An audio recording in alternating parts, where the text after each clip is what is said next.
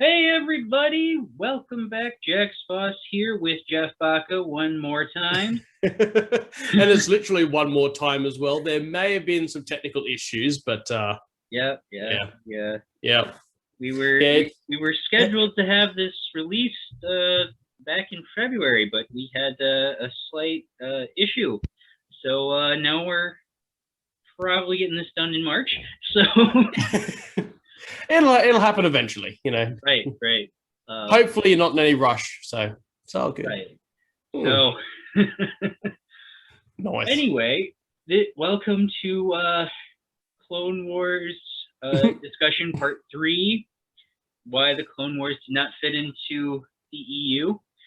And I think we worked out it's going to be our last Clone Wars discussion, at least for a while, unless we compile some, more problems. Unless we can get a third party who actually likes the Clone Wars.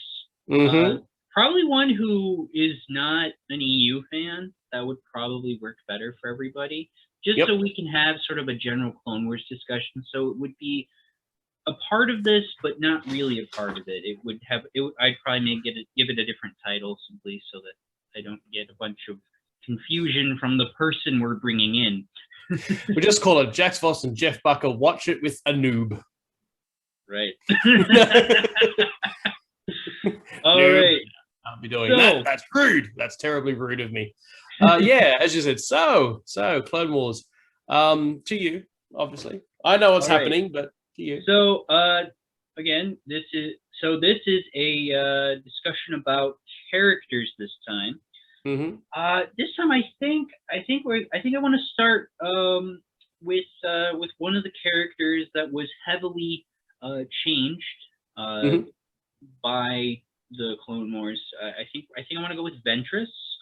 I was going to say that doesn't narrow it down. When you say one of the characters that was majorly changed, we're like, again, who? Yes, Ventress is definitely one of, but background and everything. Her entire story is changed by the Clone Wars show. And it is interesting for me, I think, with her that certain elements of her EU backstory were still worked in. For how ignorant the Clone Wars almost seemed to be of everything previously established in the comics and the novels and the games and the previous series. It was interesting, actually, that they did embed so much of her backstory into what ended up being her Filoniverse backstory. And I was like, they didn't integrate it particularly well, but better than most, I'd say. But we'll get to that. Yeah. So, so for Ventress, my number one issue with her has been that she is she's somewhat she's changed a lot in a lot of ways, but also kept the same. It's kind of weird. She's probably the least messed with, but most messed with at the same time, as far as personality and background go. It's really bizarre because it's this bizarre blend of keeping her the same but totally changing her at the same time. And it's just changing. How do you make this work? How do you do it? Yeah, it's just essentially changing everything around her except her. So it is kind of interesting, I guess, that you can make her still essentially very much the same person, but like her contacts, her friends, her family. I mean, I say friends, but they're not conventional friends. But certainly her family. You change that whole backstory where she came from, the character motivations, but then somehow end up at what's kind of the same point. And which is still essentially the same character in a way. So it was interesting how they did that, but probably not the first or last time we've seen that sort of thing happen. With Filoniverse, right. A lot of the other characters changed heavily, but they still have their basic tick boxes, like is a Sith assassin, has these 2 lightsabers, really doesn't like the Jedi, but we find out why eventually. And I think my biggest issue with the Clone Wars involving her backstory is that it's changed from a true Ratataki story. She's the original Ratataki. Yeah. From the planet Ratatak. And there's some there's some things that I would like to discuss on another time, just a general dissecting of the EU video. It like involving certain things in galactic history and kind of discussing it. But this is will be a long video. It'll be a 12-2-hour videos already. Yeah, this will be a 12-part. Every video is 4 hours. Oh, gracious me! It'd exactly. It'd be longer than sitting down to a Lord of the Rings marathon. Well, actually, that wouldn't be too difficult, I guess, for us. But anyway, right. These discussions alone are already eclipsing. These are basically movies, like yeah. There's no trailer, and I'm really sorry about the leading cast. But anyway, here we are. Right. We're terrible. Yeah. But yeah. No, they I think, as I said before, I like how they I at least appreciate how much they managed to try and keep some of those elements there, because he didn't have to. And when I say he, I mean Filoni, but I guess it's unfair in a way to just blame Filoni. There's so many other writers and creative people involved. I guess I would just use Filoni as some kind of a catch-all term to describe everybody involved. But yeah, so often he just threw the EU completely out the window and just changed everything from the ground up. So to involve so much of it, because she kept the same Jedi Master, I think they changed his appearance a little bit, but essentially keeping him. They changed her more than him. Oh yeah, and but yeah, they kept the idea that she was being raised by these Ratataki royalty, basically, on this planet. And then they were killed in an uprising. I think they changed it to Weequay, I think, I can't remember who killed them now, but it's been a bit. Yeah. Anyway, I mean, they were Volix in the EU, in the comics, and so on. So they kept all that, but obviously when the Clone Wars decided to make her Dathomirian, they said, oh, she was born, as a Night Sister, but for her own safety, which is one of those weird tropes we'll also get to, I'm sure, in a sec. For her own safety, the child was taken from a slightly dangerous situation and placed into a war zone, and for safety, apparently. Yeah. And well, it wasn't a war zone at the beginning. Yeah, it just went bad really quickly. And so they sent her to this planet, and then so she's got the same parents, but now they're not her parents, they're her foster parents. And this Jedi Master still does crash land. He still takes her on. He still trains as a Jedi. He still dies in an uprising, although it's a different species that kills him for different reasons. And so they they didn't have to do that. They didn't have to keep those elements of the backstory. So that was nice in a way, but obviously it was nice horrific. Enough to fans of Ventress who were like, what are you doing here? Like, why are we changing her storyline? Oh, at all. Okay. Yeah. They're correcting this. Okay, this makes sense somewhat. Yeah. It didn't make a lot of sense to me. Again, when there's already something that's so well established, and I just don't know, with so many of these changes, what they were trying to add to the universe. Like, if anything. Well, and here's the other thing about with the Dathomirians, they took the existing. They took Dathomir, which was a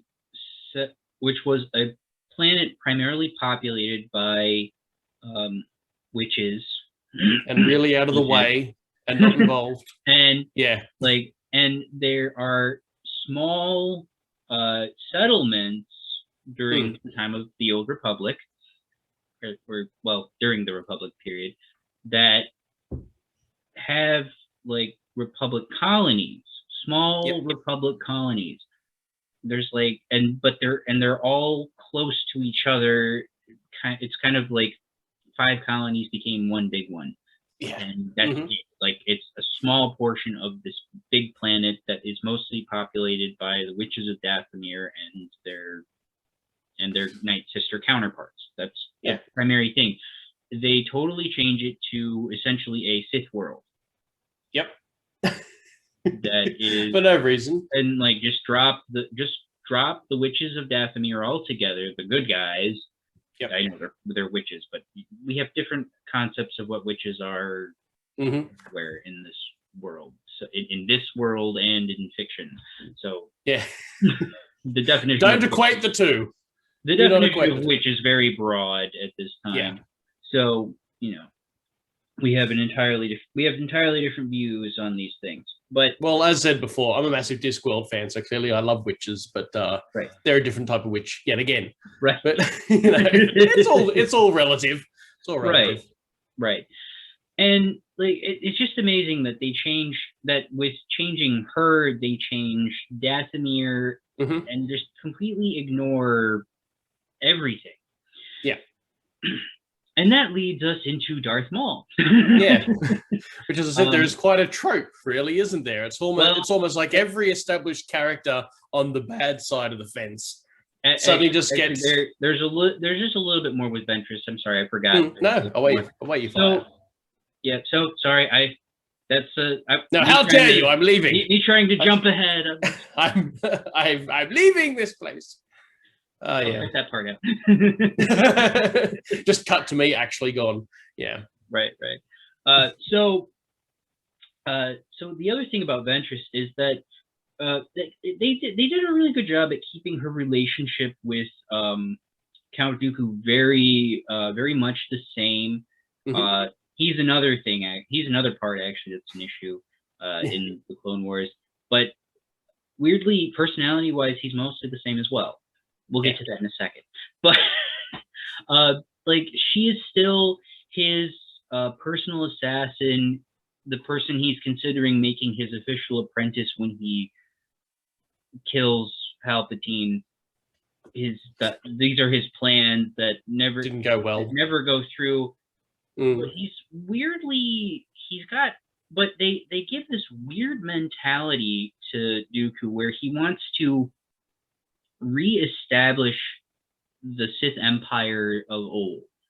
Yep. Like he wants to recreate the Sith Empire, but he still wants to kind of maintain the mentality of the rule of two, but he wants to keep the dark acolytes, which are alluded to but not really directly mentioned in the show.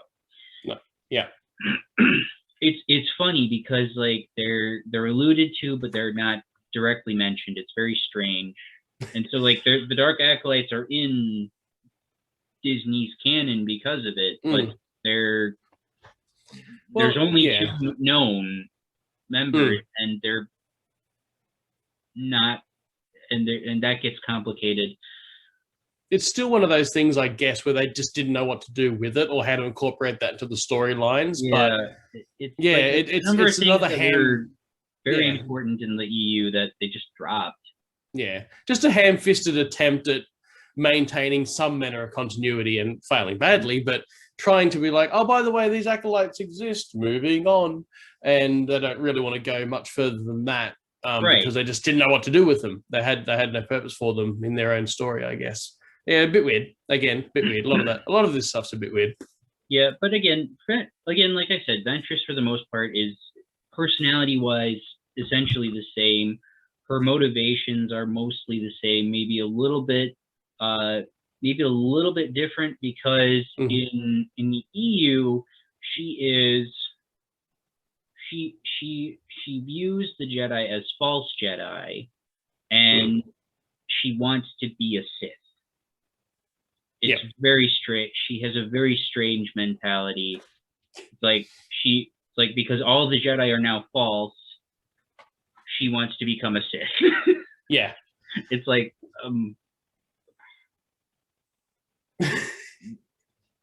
how did so correlate? It doesn't make sense, but whatever. Yeah. Again, not that a lot of this does, but fair enough. Fair enough. Yeah. And then, and so now because of the whole Dathomir thing, I kind of want to bring in Darth Maul. I'm not going to get into Savage Opress because his very existence is an affront to everything. Also not the only character in that category either. But That's anyway. true. That's true. No. There are some. I'll name drop a couple throughout this video. Some that I know we did discuss last time we tried this. Mm-hmm. So Darth Maul, oh man, somewhat similar to Ventress as far as background goes. He was originally from his original backstory. He was from Iridonia. He was. We don't really know how Palpatine got him originally. We know that that there was something involving his family. Yeah, it's partially addressed here and there because we keep getting flashbacks throughout different comics, and I think one of them might have even been a Tales comic as well. So the canonicity is a bit ambiguous, but we definitely never got like just a straight up. Here is what happened. He went to that planet. He talked to these people. He got this baby. It's always been flashbacks and teased at. But I mean, honestly, as far as the story in Darth Plagueis goes, which is my only problem with that whole book. That is my only problem with that whole book. The acknowledging of the Clone Wars, which I think he had to. He did. Yeah. When he was writing the book, the Clone Wars didn't exist yet, and even early, and when he started the book, at first it didn't exist, and then they still didn't get to Dathomir for a good chunk, and then I think he'd written how he got Maul originally, and then they incorporated Dathomir, and so he had to go back and rewrite. He had to rewrite this book so many times, from what I understand. He had to rewrite and readjust things, and then he finally got it published. Which was one of the annoyances, I think, for more than just, for more EU authors than we even think, the amount of them that were writing something at the time that was suddenly affected by Filoni's nonsense. And they had to go back and, one of them might have even left entirely.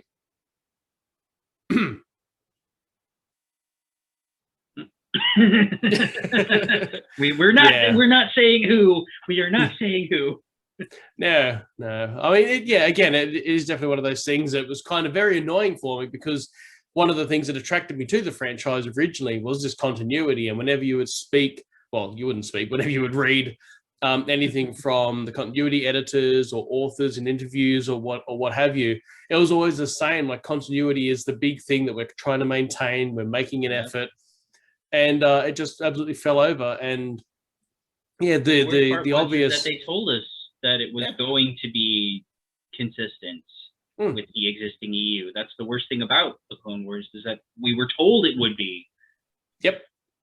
Yeah, and again, I think that was in that. I think there was an online hyperspace article that actually said that, but it stated straight out that Dave Filoni has this amazing expanded universe knowledge, and this upcoming TV series is going to be 100% in continuity with the expanded universe. And this is great, cool, I admit personally was a bit confused as to why we were covering the Clone Wars again, but hearing that, I was thrilled at first. It was unusual, but happy enough to go with it. Yeah, we all were. And then we started watching. Yep. Yeah, and the Darth Maul thing, it's just he had this amazing backstory, most of which is still applicable when you include the Clone Wars. Most of it is still applicable because and most of between his from the time of his apprenticeship with Palpatine, we have most of that already covered, and that is not messed with. Yeah. Okay. That time period is pretty beginning to end, pretty straightforward. And really, really intertwined. Like, you read one story or one novel, and the last chapter of that is basically the first half of the next comic issue, and it just interlaces perfectly. Then when you finish the comic, where the comic ends off is where the next novel for Darth Maul starts. So his story was one of the best woven up until this point in the EU, because you read these back to back, and it's just this ongoing flowing narrative, one medium to the next, from comic to novel to comic to novel. And, even Maul Lockdown, which is a later edition, they ignored his Dathomirian heritage in that story, and it fit perfectly with everything else. Yeah. And again, I mean, that's testament to some of these authors that sat down and wrote these novels and made everything fit against what was increasingly difficult odds. They still did. Oh, yeah. Yeah. Something that apparently you can't do for TV for some reason. Right. Well, yeah, so those are, I mean, there isn't much to say about Darth Maul. I mean, his personality is mostly the same. I still think that bringing him back was the biggest mistake. Yep. I understand they want to use Darth Maul, but if you want to use him in a visual medium, literally they could have taken all of the Darth Maul stories and made a TV show out of them. They could have done that. Heck, Maul Lockdown could have been a TV. Lockdown itself could have been a TV show. That a whole season of a TV show at least. Like a 6 or an 8-parter? Oh, surely. Come on. Like, seriously, that book takes place over the course of several months. And there's a lot of other stories you can weave in amongst it too. There's no need to just stick to the novel. You can start weaving other stories, and you could go on. But they did not. Yeah, they definitely hammed it up again. No, I mean, Darth Maul surviving from an in-universe standpoint, as much as I don't like it, we have seen characters, particularly powerful Force users, survive worse. Right. So, a lot of people said, he couldn't possibly survive that fall. Like, we've seen dark side users survive some nonsense. We've seen them live on just as a head. We've seen them literally explode and then come back in a clone body. Like, we've seen some Sith users. We've seen Ventress get thrown off of not just a cliff, but also a building that's even taller than that cliff. Yeah. Both times fighting the same guy. Kitty's back. I get excited by kitties. Yep. Oh, hello. Obsessed with being the center of attention right now.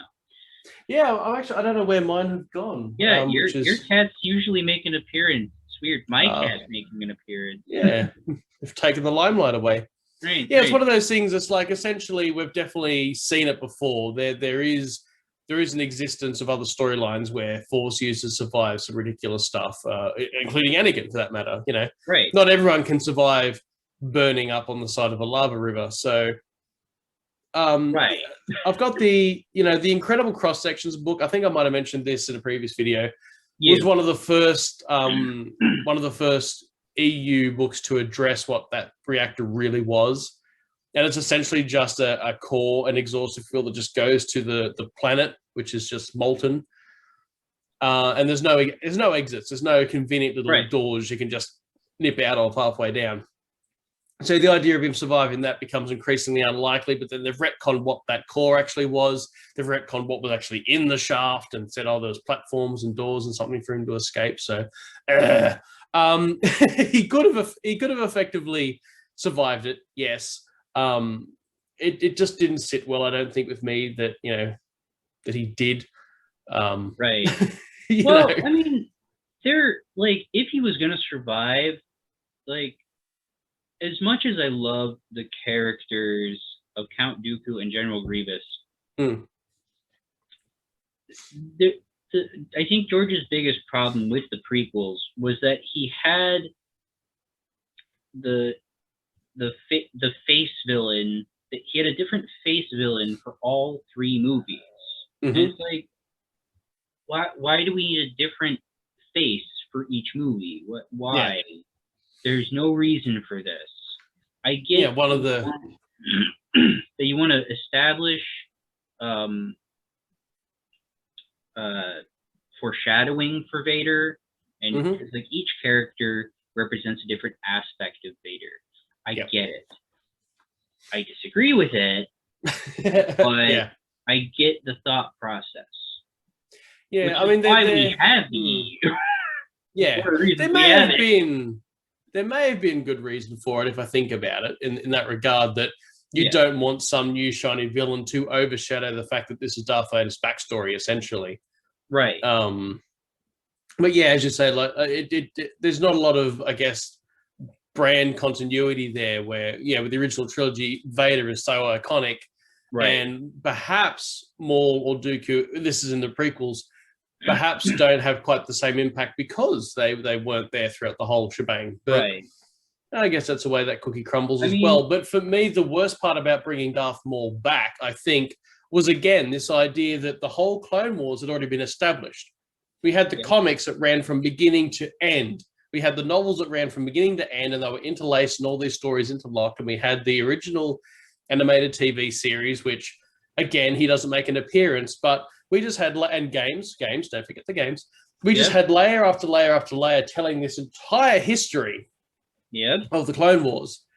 And then suddenly we're expected to believe, oh, and also Darth Maul rocks up. Like, well, where did he come from?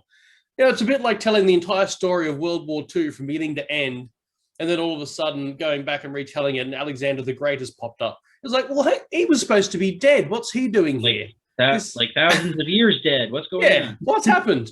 Why is he back? What are we doing? So, to have established again, and I said this, I think, in our very first video, where the Clone Wars was the first time in the EU where the timeline was not only broken down into years, because most of the time it's just, 40 ABY, 22 BBY, whatever. It's years. The Clone Wars was broken down into months, if not weeks. You could actually say this is the 2 months, 3 weeks in, this happened. It was incredibly accurate as to how this timeline played out. And so trying to shove someone as important as Darth Maul would come to be into it after the event is bananas. I'm not sure how we were supposed to accept that. If he'd been there from day one, maybe I would have been able to find it more palatable, but he wasn't. He just absolutely wasn't. So. Right. And that's one of the reasons that I'm doing this little fan fiction thing with a friend. I think I sent you the thing, and that's part of why we're kind of doing a what if alternative storyline for episode 2. Yep. Where Dooku doesn't fall to the dark side, but he still leaves the Jedi Order because he thinks the Order has gone wrong, and there's a whole handful of, and there's a bunch of Jedi who take his side because he's right. He is, and if you've read any of the EU, Dooku's reasons for leaving were legit and made sense. Yeah. Before he decided very much to so. Join the Sith. Yeah, it's one of those things that I guess we see in fiction and real life. It's like, all of your points are absolutely valid. The way you've dealt with them, I don't agree with. And we see that time and time again with so many things where it's like, he's correct, but that was way over the top. Right. In response. Well, and we bring back Darth Maul in this, but he's actually got an alternate identity now, and which I'm like that's what he spent the last several years doing, building up this false identity. Yeah. So that he's acceptable to public society and makes sense, and it's still essentially the same concept. It's just a slightly different take on how the Clone Wars could have gone. I think that would have made more sense to bring Darth Maul back, give him his own secret identity, and have him be a little different. But they changed things. So let's move on to another character. They changed everything. Don't beat about the bush. They changed it all. Oh, they changed so much. So let's move on to another character. I don't want to spend the whole time talking about Maul. Oh, I love Maul, but go on. We've got other characters to cover here. I got so much Maul merch lying around this house. We all love Maul. Oh yeah. Let me think here. How about you come up with a character? Who can I come up with on an absolute whim? Well, Durge, I think, was one that I actually mentioned before. Yeah. So if it was unusual to go back and retell the entire history of the Clone Wars and insert one of the main bad guys, Darth Maul, out of absolutely nowhere, it was probably equally as absurd to go back and tell the entire history of the Clone Wars and remove one of the main bad guys completely without any notice or reason, which of course was Durge. I don't know where he went. He just they totally just took him out and replaced him with this Duros, who admittedly is a fantastic character. He's a fantastic character. I don't deny that. It's just unusual.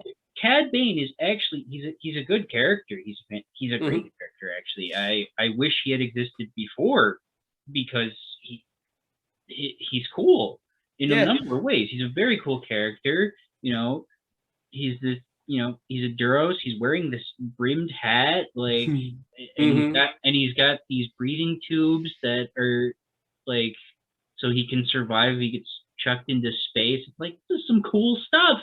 Yeah. He's got a droid sidekick. Like, come on. Yeah, and absolutely. But and again, it's one of those things where there's a lot of very cool characters, but if they've taken somebody out, if you went back and you retold the original trilogy and you took Luke Skywalker out completely, you just removed Luke from the original trilogy and you shoved Revan in there, just called a guy Revan and put a mask on him. Apart from all the absurdity that would carry it, you'd be like, okay, this Revan guy's a great character. I love his look. I love his armor. I love his backstory, his lightsabers. Everything about this guy is great. Where is Luke? Right. What have you done? Right. It doesn't. Where is Durge? He's gone, and he was so important, so central. Their excuse for Durge is that he would be too complicated. Well, to animate. First of all, they brought the bounty hunters in what, season 2, season 3. First of all, why do we have to show off Durge's ability? We don't have to show off all of Durge's abilities. It's certainly not all the time. Right. And if you want to blow your budget on some massive reveal in the 5th, season that he can have this ability, and you do blow a lot of budget on showing it, well, fair enough. But even in the comics, he wasn't just going all the time. He was a big armored dude. Most of the time, he's just a big guy in armor. And in fact, in his first appearance in the comics, you don't even know that he is what he is. You don't know what he is. No, you're just he's a massive guy. Like 3 issues, and then the next thing and then all of a sudden, tendrils are just popping out of his body. And you're like, what is going on? And he's like, I am a walking nerve cluster. And it's actually kind of interesting too, because you would have thought in a more visual medium such as TV, that would actually be something really exciting to see. Like as a character, you've got all these rather static beings that just keep their arms and legs more or less where they were. And so if you've got one guy who's that visually interesting, it's like, well, why would you discard that? This is Lucasfilm. I'm sure they can animate a guy made out of spaghetti. They've animated everything else. And it's not like it's even a realistic. If you had to do Durge for a live action sequence and you were 3D modeling him for live action and you need to make him look like he really exists within the scene, that's probably a lot harder. But the Clone Wars are so cartoony that why is this an issue? Right. Like, how is it? Like, what? Like even like they could have waited on like showing his abilities, because the thing is that CG animation was in its adolescence at that time. Okay, we were at a point where we could get a lot of realistic looks. Water was starting to look more realistic, yes, but it would be it would be very hard to get a guy who could move like water, like at that time. But like, you go 2 seasons later, they had the ability. They could have shown him off. Yeah. 2 seasons later. And also, this is Lucasfilm. I mean, they're known for pushing the envelope. You didn't have Lucas in 77 saying, oh, I kind of want them to do this. And then they don't. And he's like, oh, well, like they made it work. They worked around to try and discover these new techniques to make what he was visualizing pop up on screen. And you'd think that would kind of continue on, but no, they just went too hard basket, which is bizarre. Well, and like they had, so like blue screen was like it was brand new in the 70s, so it was a brand new thing. George Lucas turned blue screen into a regular thing with Star Wars in 77. He made it it became a huge deal after Star Wars because he knew how to make blue screen work in a way that made everything seem almost realistic. Now, granted, in hindsight, looking back now, it's like you can tell, but at the time, that was incredibly realistic. Yeah, and of course now you can all the characters and things added in. You can tell what's added in and what's original, and it looks more like cartoon has been it looks like some realistic looking cartoon has been pasted onto these scenes, and you're like, these don't look right. They look very weird. Why? They're not supposed to be there. George, you've lost your mind. What were you thinking when you added these in? Yeah. Like I grew up on the 90s releases, and those looked pretty good. Oh yeah. Like they because like the Dewbacks originally looked like ridiculous looking puppets, and you know, and the updated look worked really well, and it didn't look bad. I mean, the now look, it's like, oh George, what were you thinking? What have you done? Yes, that's why I have multiple copies, and probably still more or less watch the despecialized editions when I can, just for the the fun old school feel of it. But in terms of the Clone Wars, that's why I miss having a VHS tape player. I've got because I've got the 90s versions, but they're on tape. Very nice. Back to characters now. Well, I was going to say, I mean, back to the Clone Wars, like the idea is like even in the prequels, when you look at characters like Jar Jar or Watto, I know that they blew an enormous amount of budget on Watto because you've got this flapping creature with this wobbly nose and everything, and like they had to have entire programs written just for bits of this character. I think even there's like a little data pad with a cord hanging off his belt, and I remember one of the guys at ILM saying that was an entirely separate program just to get this cord swinging off the guy's belt. Like they pulled out no stops to make these characters look realistic. And to think that I don't know how many years later it was, 99 up until the Clone Wars. Let's see, 2000, when they started the bounty hunter thing. Filoni ones. In 2009, 2010. So, well, 2008 if you're going off of the year it was being made. Yeah. So, but either way, it was like the fact that they couldn't animate Durge after doing what was a pretty spectacular job with characters like Jar Jar and Watto, who, again, doesn't matter what you think about the characters, when you see them on screen even now interacting with the actors, pretty good. And if you're going to scale it back to cartoony looking animation like the Clone Wars, so you don't have to make them look ultra realistic, come on guys, you can't do Durge. Right. Still joking. But yeah, it in terms of the narrative, trying to remove Durge entirely and swap him out for another character that, although cool, didn't really fit the same hole anyway, Right. So here's the Durge hole. This is Cad Bane. Yep, as wonderful as he is, it's a tiny little dot by comparison. It doesn't fit. Yeah, no, really weird, really weird, and not explained beyond. Oh, we can't animate him, so goodbye. It's like you can't animate a guy coated in armor. You can't do that. Like you have all these other characters. That hard. Yeah, that shouldn't be very hard. No, but there we were. And again, I mean, that definitely mucks up with the timeline in a rather large way, with other characters, their motivations, the conflicts in a large way. And if you were going to try and mesh the two, so if you're going to try and take the EU and mush it into the Clone Wars, you're still stuck with this really weird, here he is, now he's not, here he is, now he's not, here he is, now he's not. Like, what's happening? Right.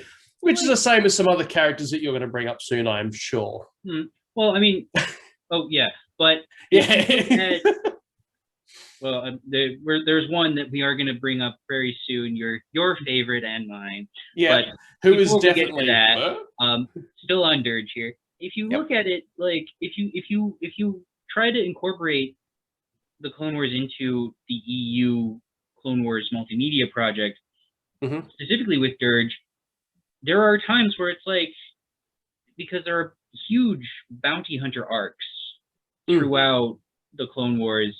They had a huge, like, there was a big one in season 2 or 3, and then they had, like, you know, a few episodes here and there that were just arcs of bounty hunter stories, and throughout the rest of the show.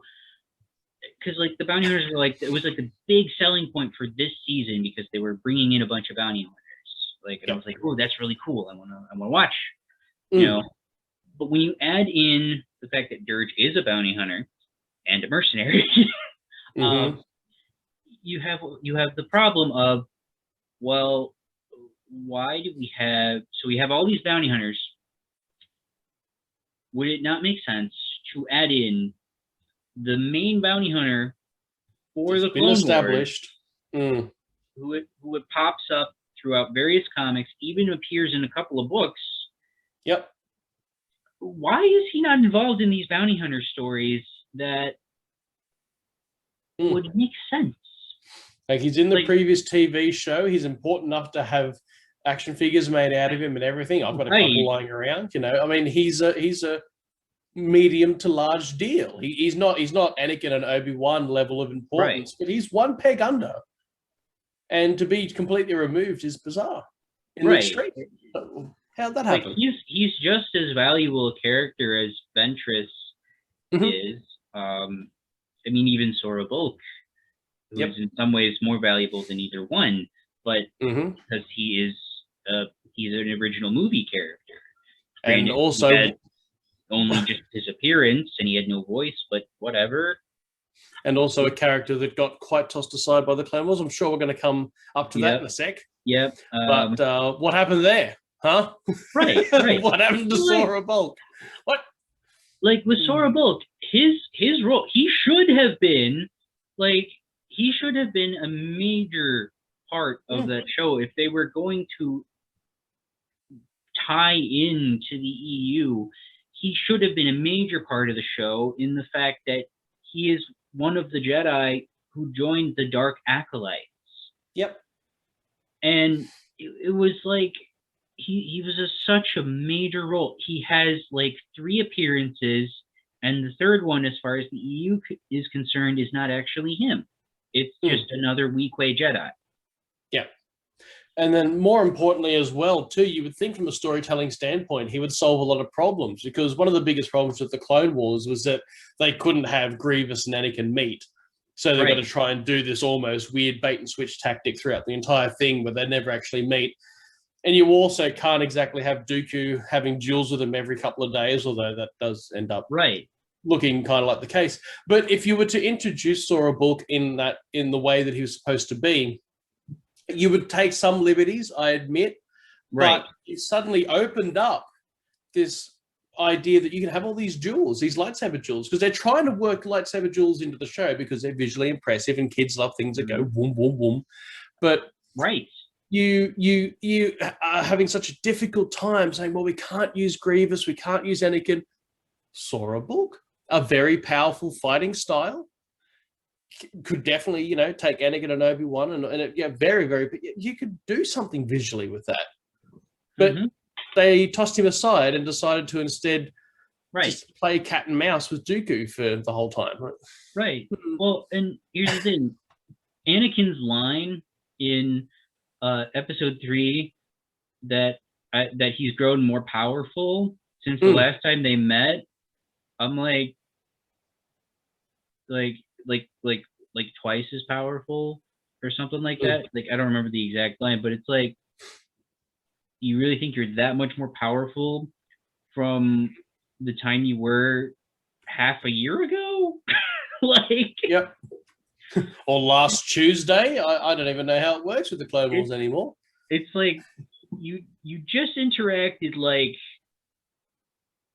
6 months ago, maybe. It's like, yeah, you changed quite a bit in that time, but I doubt your power has grown that much.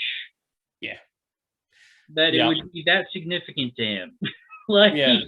Whereas if you actually did introduce Sora, Bulq, and even other Dark Acolytes, and have Anakin being able to defeat them in battle and growing his own powers in that way, and getting that confidence, I guess, in lightsaber duels, you might have almost gotten away with it. That like when he says, "I'm twice as powerful," it doesn't mean I'm twice as powerful just because of dueling with you. I'm twice as powerful through what I've been through, other duels that I've had, not just with Asajj, and I've beaten some powerful people. So. Yeah, again, it almost feels like an opportunity thrown away. Something where the EU could have actually solved a problem that the Clone Wars had in its narrative story. Like how? Why would you use that? Right. Why?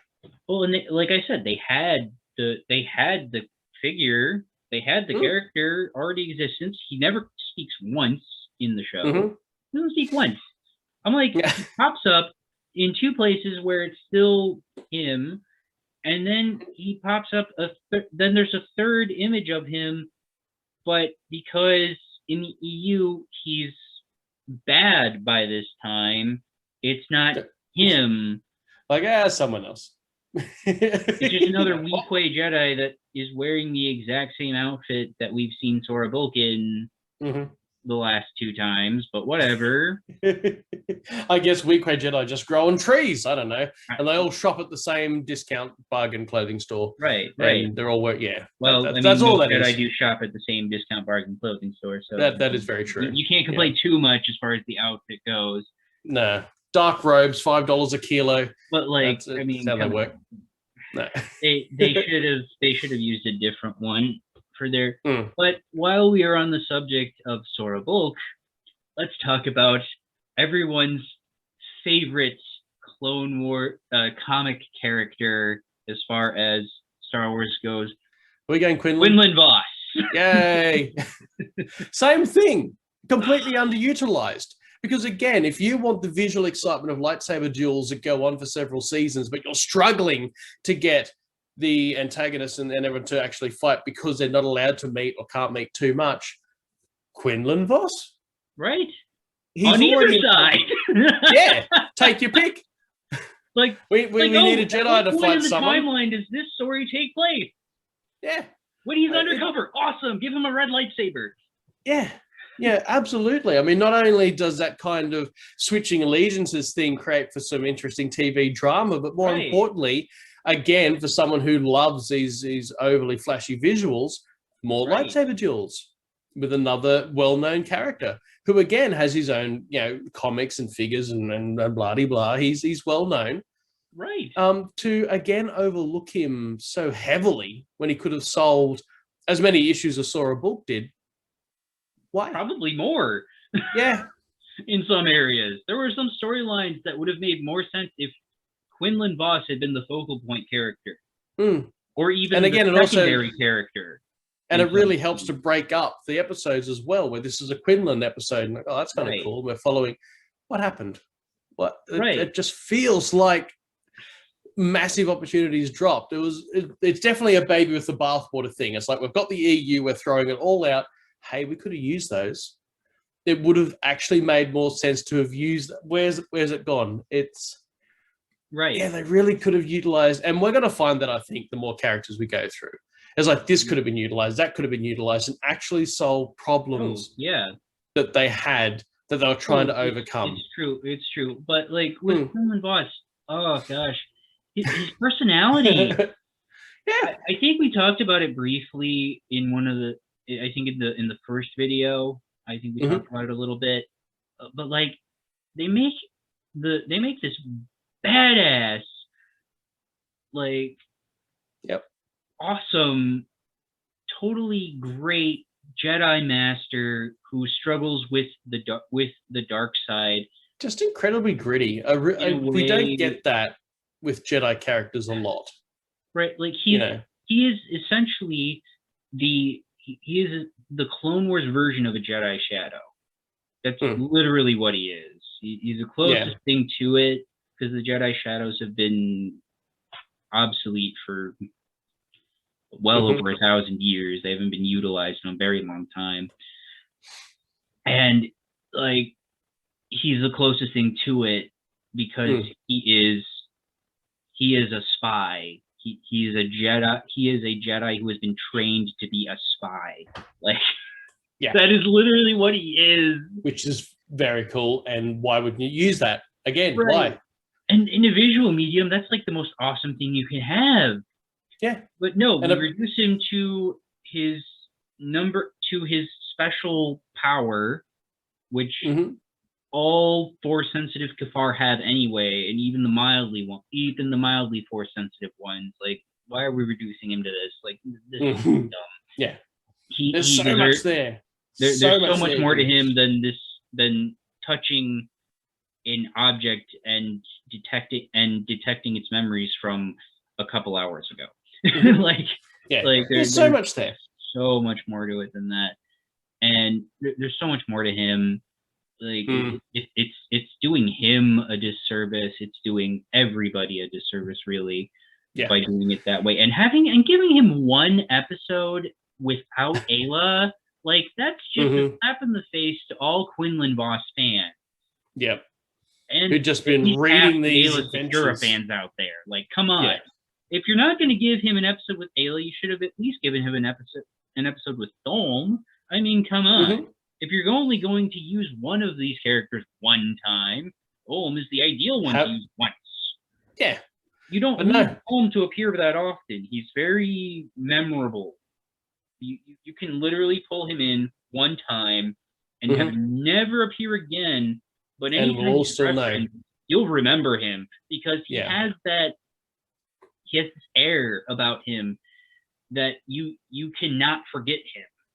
No, you can't. You cannot forget Thulm. You definitely can't. And also, if you got to just bring him in for a one-off episode, you can also bring in take your pick of amazing voice actor to really give him that extra depth, and you will not forget that character ever again. Oh yeah, right. You know, so I mean, heck, they could have brought in Mark Hamill himself for Thulm. He actually would be a fantastic voice for Thulm. Yeah, because he's really good with voices, and Thulm would be a fantastic voice. And as if that wouldn't be the best episode of the entire run, like having just Mark Hamill rock up to do a voice of this memorable Jedi. Like, what are we doing? Just one appearance. Yeah, that would actually have been awesome. It would have been awesome because it would have brought in such depth. Yeah, like, and it wouldn't have even been that long of an appearance. Like, it could have been like 2 minutes of one episode, and that's all you need. And everyone will remember this guy. Partially because he's voiced by Mark Hamill. Yeah. It would have been he'll great. suddenly be the most popular character they'll all want back. You'd probably have to bring him back, wouldn't you? Now to think about it. Yeah, they probably He's so popular. We're like, oh, now we're going to bring him back again. But I mean, they had Mark Hamill voice the fake Bane apparition that they had in the one episode. Shredder. That's another thing to bring in there. Yeah. But we just got. It's every character you name. You know, if we're going to start naming all the characters that the Clone Wars mucked up, it's just like, we'll just list them all. I know. Because they're all mucked up. And like, sorry, with Quinn, they made him like this weird hippie. Like, it's just so didn't fit at all. It's like, what? It's like, why did? It's like, he's a hippie. Why does he have face tattoos that are yellow and he's a hippie? What? Like, what's going on here? Yeah, another huge disservice, particularly to, you know, some of the more minor characters. You could probably get away with it, but with someone like Quinlan, who did have such a massive following and so many fans, I would be stunned if anybody had been reading the Dark Horse comics and, you know, I got to know him through there, then watched this episode and went, nice. Like, I'd be stunned if anyone thought that. It was a completely different character, completely not the voice you would imagine, not the mannerisms you would imagine, or that we've all been used to. Right. And again, it's not one of those interpretation things. It's not like I've been reading a comic for decades, and then when the character appears on screen, I'm like, oh, that's not the voice I would have picked. Yeah, that's a personal opinion. Right. It's not just the tone or the voice itself. It's a whole character. Like, this isn't him. Right. It's a hippie pretending to be Quinlan Vos. That's what it is. Yeah. It's not him. It was the most upsetting thing for me to watch. I couldn't even watch the episode seriously. I couldn't. Yeah, like, I remember, and that says a lot. like I intentionally like I started watching the episode and then I just got bored and started messing around. Mm-hmm. That's fair. Like, that's definitely fair. I can't complain about that. That's how unimportant that episode seemed to me. That's how unimportant it was. I know. And again, you seem to be sucking the importance out of these characters because they were just so pivotal. I know. Before. Like Quinlan in particular throughout the Clone Wars, he had some great adventures before the Clone Wars ever started. There was some classic Dark Horse stories there as well, but particularly during the Republic series of comics covering the Clone Wars, he had some great arcs and some very important things, and gone. Just gone. Like, why? Yeah. Well, and then, okay, let's think of somebody else now. Well, you can take your pick. I mean, you did mention Aayla, you know. I mean, we brushed over Thulm. I mean, Thulm, we kind of, you can't really talk about Quinn without talking about Thulm and Aayla. You can't. You can't. No. Thulm, we've kind of addressed him inside of doing Quinn, so I'm not going to get into Thulm. No. But yeah, let's move on to Aayla because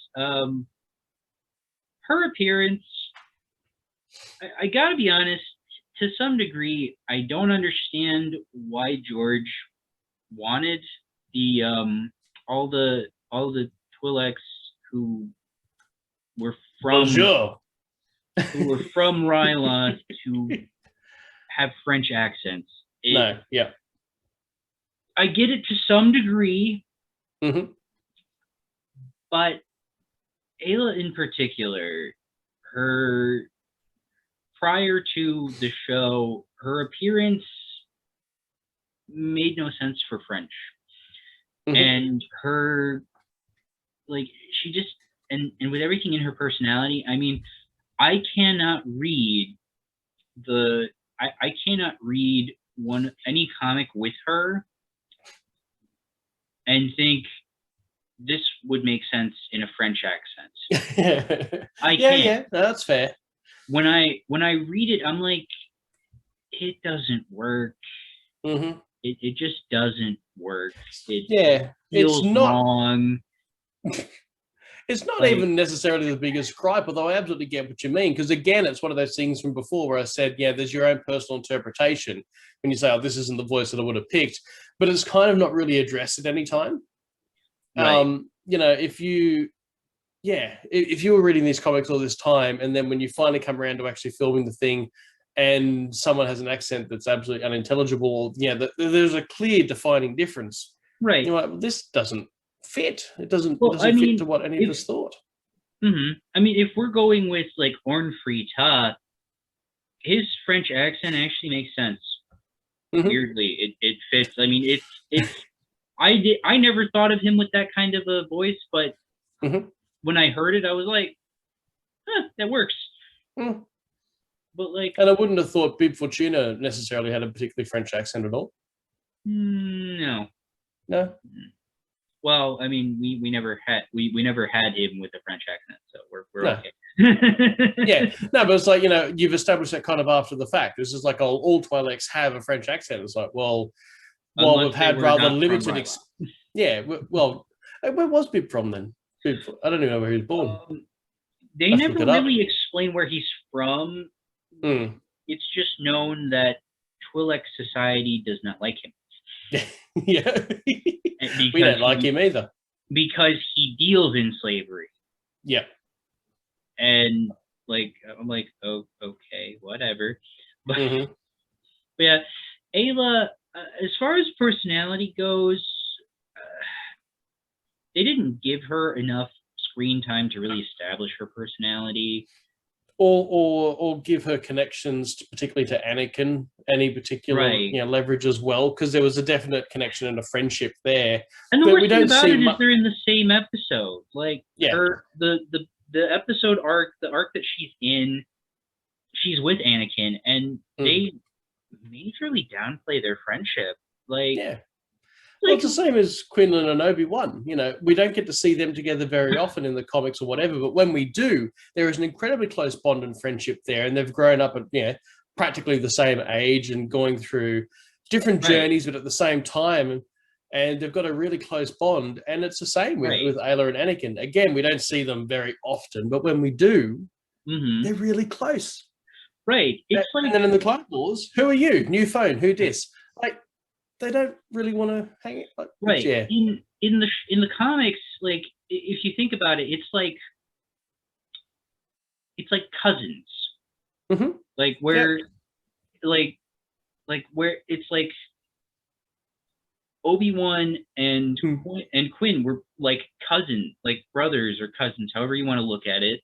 Yep. Growing up, they were close as Padawans. They had a good strong friendship, like practically like they were related. And Aayla and Anakin, it's like an older cousin with a younger cousin. You know, where she's older, she's a few years on. She has a few years on him, but not like an insane amount or anything like that. And like enough where it's like, you know, there's like clearly Aayla is more experienced and she's clearly the older one here, but there's still this friendship and this bond that you have because you've spent a lot of time together and you know each other pretty well. It's that bond that you're like, hey, like we're buddies here, you know. We're not, you know, obviously nothing romantic is going on here, even though we're people of the opposite sex. But again, men and women can be friends. That's what Kid Fisto's for, remember? Right. That's another discussion. Kid. That's smile. And like it was just like how like you put people who have friendships in the EU supposed to be to take from the EU, and you don't even acknowledge it. And like one thing that actually I'm going to even bring in Anakin in a little on this one. In both cases, they don't even touch on their techie abilities. No, not at all. Even with Anakin, like both of them, they're very techie, very mechanical people. Yeah, both of them. That's part of their bond. That's part of why they're so close. And a large part of Anakin's characterization. It's like that. That's supposedly like that's a good chunk of Anakin as a person. He upgrades, modifications. That's his thing. And Aayla and Saesee Tiin are his two. What's the word I'm looking? Advocates in that area. They're his top advocates in that area. I think Saesee is like a little bit higher than Aayla in that area because he constantly is encouraging Anakin. You know, no matter what anyone else tells you, like I get where they're coming from in this whole attachment stuff about that kind of thing, but you're a really good mechanic. You're very good mechanically speaking, and you're a very good tech guy. You know what you're doing in a way that I envy.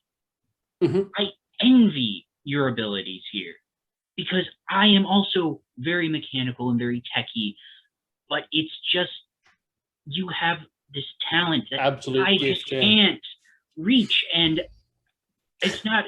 I know envy is not really a Jedi thing, but I envy it. I don't care. Yep. He's on the Jedi Council for crying out loud. Like it says something about a guy that the most technological Jedi Master in the Jedi Order envies this Padawan Knight. Yep. His own raw talents with mechanics. Like it says something about the guy. And then to ignore it for several seasons or whatever was going on is bizarre. Like for 6 whole seasons, you never see it. You never see him doing. Doesn't pick up one screwdriver. Just nothing.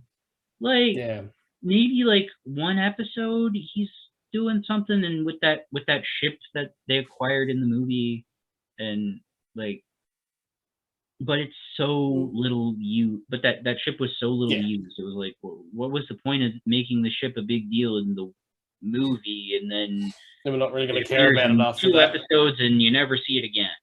Like, another ball dropped. I mean, the amount of balls dropped is ridiculous, but another ball dropped. There's so many things. Okay, so we've gone from Aayla and to Anakin, and I basically covered everything wrong with their portrayal of Anakin. Well, not everything, but that would be another video on its own. The important stuff, the key points. I mean, we can delve in that. Let's delve into Anakin a little more.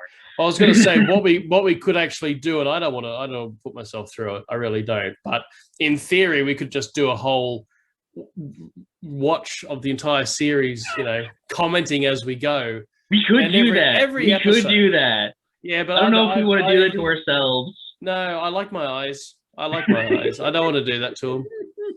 I mean, we would have to ignore season 7 because it would violate everything to watch and include it. I've never even heard of even said. I don't know what you're talking about. Never heard of it. Never heard of it. What is this season 7 you speak of? I haven't watched Diz Canon, and I'm not going to start now. It's not happening. I watched that season, and it was painful. I skipped an entire arc because most of an arc. I watched the first episode of the arc, and I'm like, this is painful. And then I'm out. Nice. I'm out. I'm done. I'm moving on. Yeah. It's like, this is all too much. I'll wait for the next arc to come up because I'm not like it. Oh boy. Anyway, moving on into Anakin. Deeper into Anakin. I understand the desire to make him more heroic. I get it. But his fall to the dark side in episode 3 makes less sense with the show. Yep. Because the moments where he goes too far in the show, like, there's no falling out from them. Like, every time he goes a little too far in the show, Obi-Wan's not around, for one. So, like, it's like, okay. Like, and he has, like, I want to say, like, 2 episodes where he, like, goes really far into it and and just, like, does something that if anyone else knew about it would just totally violate everything. But it's like, it's not like the worst thing in the world he could do. And a lot of the time, and there's like, I think like, and one of those times Palpatine's there and he looks like he is about to, he looks like he is just so turned on, and it's like, it's the creepiest thing in the world because first of all, they made Palpatine look incredibly disgusting in the show. Like, he looks nothing like Ian McDiarmid, and the man deserves better. That's fair. That's very fair. Like, he deserved a better looking animated counterpart. Especially they were like trying to like bridge the really ugly looking cartoon actual Emperor one, and which that, like, the point of the cartoon one was to make it really clear that this is the Emperor, in case you weren't paying attention for the last 2 movies and you're completely somehow people did. It's like, we're giving him this look so that you can tell this is the Emperor. It's no longer under any doubt. Yep. All right. And I think that's part of the problem is they used a lot. They took a lot of those models and kind of 3D'd and kind of made them into 3D. I think that's where they went wrong. Primarily with Palpatine and with Dooku. That is where they went wrong. They did use the cartoon Mace Windu as a base for this, but they at least basically made his proportions realistic. Yep. He doesn't have feet twice the size of his head. Or a head that's 3.5 foot tall. Right. It's like, why is your head so tall? What's happening? Right. Apart from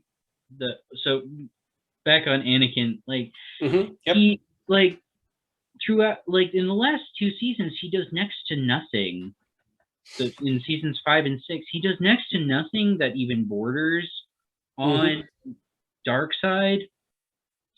And which should be the total opposite. It's like, why do we have nothing that indicates a fall? Like, Ahsoka has this, like, Ahsoka leaves, okay?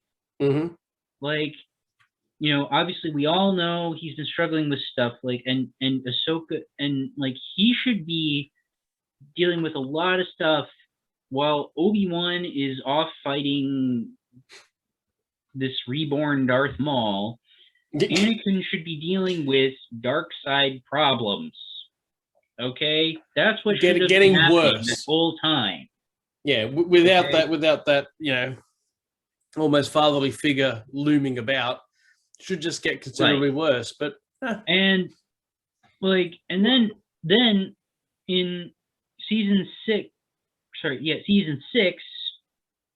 when Ahsoka is gone, they focus very little on Anakin. In season 6, which should have been the season where they focused on him a lot. Because that's what we're building up to. And building up to his fall. Okay. Like that should have been building up to his, like, there should have been discussion about how, like, at this point, you know, he might as well be a master. He's more powerful than a lot of them, and he's done a lot of things that allow Jedi to become Jedi masters at this time. You know, I mean, they promoted a good chunk of Jedi Knights to master that didn't even do some of the previous requirements. Just loitering around doing, like Aayla never trained an apprentice. Never. And she got the rank of master a year into the war. Like, Anakin's like, excuse me, hello? Right? Yeah. I mean, obviously, like, there's all those trust issues that they have with him, but... Right. Yeah. And, you know, I mean, most of them are Mace Windu, but... all of them are Mace Windu. He's one of the prime... I think it's hilarious the way that Mace Windu is, because first he denies, he's the guy that says, no, we're not letting Anakin in. Then he's one of the guys who, like, he's the guy who says, he's the guy who convinces everyone else that Anakin should be trained by Obi-Wan. Yep. It's like, and Yoda is the only person who says, I don't think this is right. In the entire Turns out Yoda was right. It's true, he was. Yep. But no, there's just so much. I think that's one of the problem with these videos, is just so much. Oh, there is. Okay. Now let's get into what we are both dreading and wanting to get into at the same time. Yep, see ya. Have a good one. See you all next week. All right. Time for Ahsoka. Makes no sense. From the ground up. Her existence not even necessarily her existence, her being Anakin's apprentice. Yeah. makes no sense. Well, I guess it's another one of those Cad Bane things. It's kind of like the character on their own, in essence, I would have absolutely no problem with. And if she was dropped into the EU at some point that didn't contradict what had come before, I'd just be perfectly as accepting as it would be any other Jedi character that was just dropped in. Like, it's not necessarily a problem. The problem is whose apprentice she is. And the secondary large problem is that she's dropped into a very important role in a conflict next to a very important character that's already been told. Been told. Yeah, and again, if I was to use the original trilogy, it would almost be like Luke Skywalker being given an apprentice at the end of A New Hope. And we retell the story of The Empire Strikes Back, and he's got this apprentice all through The Empire Strikes Back, this little Togruta girl's following him around everywhere. And he's still got this apprentice in Return of the Jedi. We're like, well, how did we not hear of that before? Like, are you really trying to shove her into this established storyline, into this established arc? We've already seen it. We've seen the beginning, middle, end of the war. She wasn't there. How are you going to give Luke Skywalker an apprentice during the original trilogy and somehow we've only just found out? And it's pretty much that egregious. Yeah. It really is. We've seen Anakin. It's the equivalent. Straight up equivalent. We see him from the Battle of Geonosis all the way through the Clone Wars, all the way to the end when he gets in his ship and goes to the Battle of Coruscant. And then, of course, Episode 3 happens.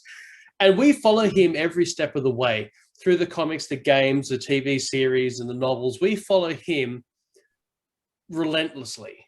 Yep. And he never, ever has an apprentice. And so then you go back to retell the Clone Wars story through a visual medium for the second time, because why, I'll still never know. And suddenly he has an apprentice for it? Right. She's not the problem. It's the fact that she's his apprentice. Right. And did not exist previously in the established continuity. It throws it way out. I would take Darth Maul coming back to life any day over this. I agree. Really would. I agree. And I really would. To be honest, she should have been Plo Koon's apprentice. She should have been it would have been, and Plo Koon should have been the focal point, in my opinion. He is that number one fantastic known Jedi who has the least amount of story, and it would have been perfect. Yep. She's not a bad character. Yeah, at the beginning she's kind of annoying, but I mean she's 12. Yeah, not even. She's like 11, really. All the 12-year-olds watching this video just logged out. It's like, sure, she's annoying, but she's 12. All 12-year-olds gone. They've left. I mean, I was annoying when I was that age. I know. I admit it. I'm still annoying now. I was watching this show then, off and on, but I was watching it. But then I got into the EU a little more, and I was like, what kind of sickness have they done to this? To these Why? Things? Like this made more sense than this. What are you doing to me? Yeah. But no, it would have been fantastic. And as I think I mentioned before, when we had technical issues, I really, really love in Star Wars, and it doesn't do this often enough. I really love in Star Wars when we just shift away from humans altogether. It's such a diverse galaxy with so many aliens. We don't get enough alien-centric stories where like all the main cast are different aliens. Humans really dominate narratively all throughout. What have you got? You got the Jedi Starfighter comic, which is all aliens. And apart from that, I'm just trying to think what else, and there really isn't much else. There's a couple of comics in Tales, like Storyteller. No humans appear in Storyteller. But, again, I'm just grasping at straws here. So if you actually follow Plo Koon and Ahsoka throughout their own storylines, and you've got two non-human characters, that's very Star Wars, and it kind of does shift the focus away from everyone being a human or a near human. Even though obviously, Ahsoka is near human in face, near human biologically, no. See, that's the thing with Togruta and Twi'leks is that there's argument over near human. Yeah. As far as it goes in at the time of the at the time of the Republic, they are called near humans, or anyone that has a human-like face. Yeah, which is not biologically true. It's just that they have they're the face. Human-ish. Yeah, they're human-ish, and that's why they call them near humans. Yeah, it's like so you mean humanoids? That's literally what they are. They're humanoids.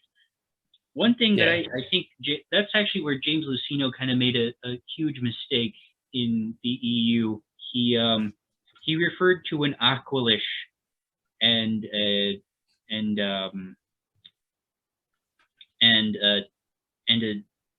Clatuinian as near human. So a Hutt at that point. Why not? I'm like,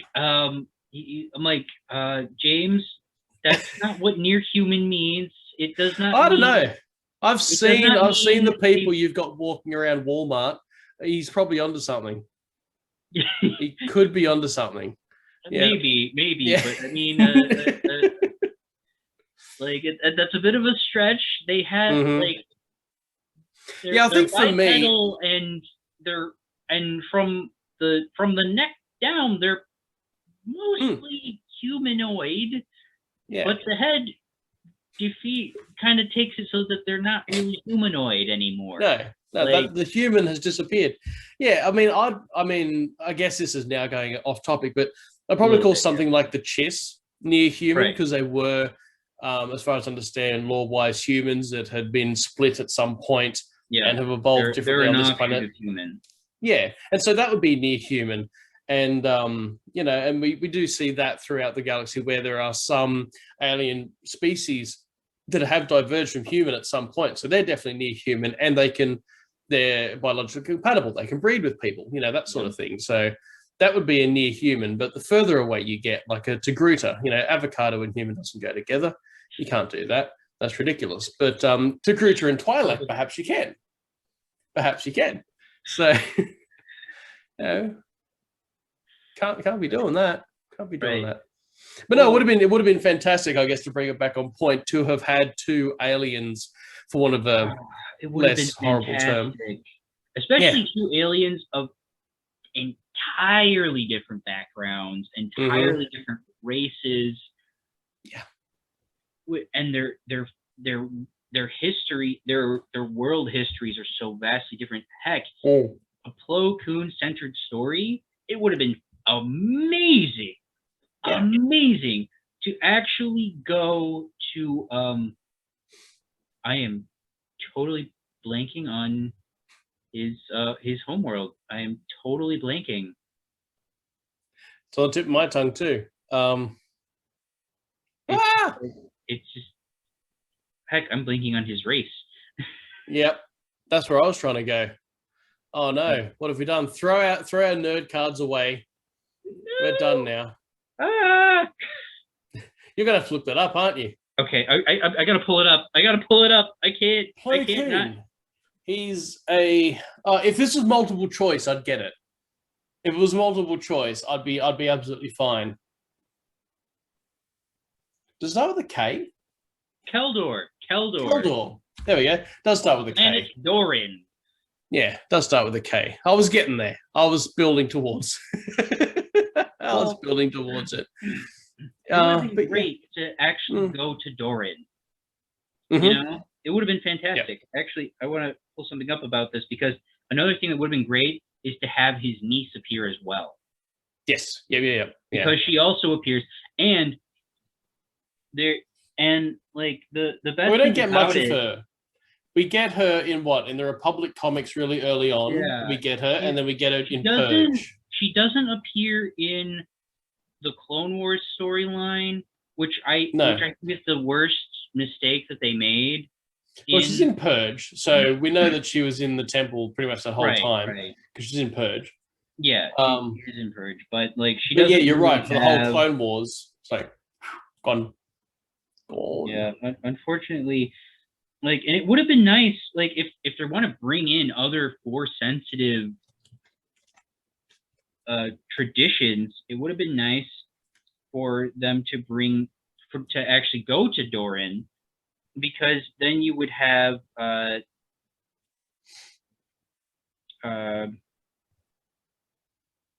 is it? Because then you would get then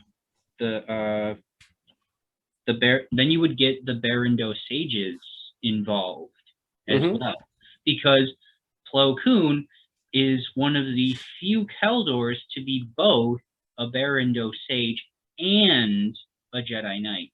Well, Jedi Master even. And you also would have got got one of those weird opportunities to see him without all the paraphernalia going on. Right, that would have been really cool without the eye covers and the mask, the breathing apparatus and everything. Yeah, you would have. So visually again, I'm thinking visually interesting here. That's why before we were saying, you'd want those lightsaber duels with different characters and different looking characters, and create something visually unique rather than going what's practically the easiest route of just, here are humans and we are going to have humans for 6 seasons doing things. Like, really? Why? Then you keep on tossing the aliens aside. So, right. And like, I understand in books it's a little harder to focus on aliens because you have to get into their minds, and it's hard to write from the mindset of an alien. Yeah.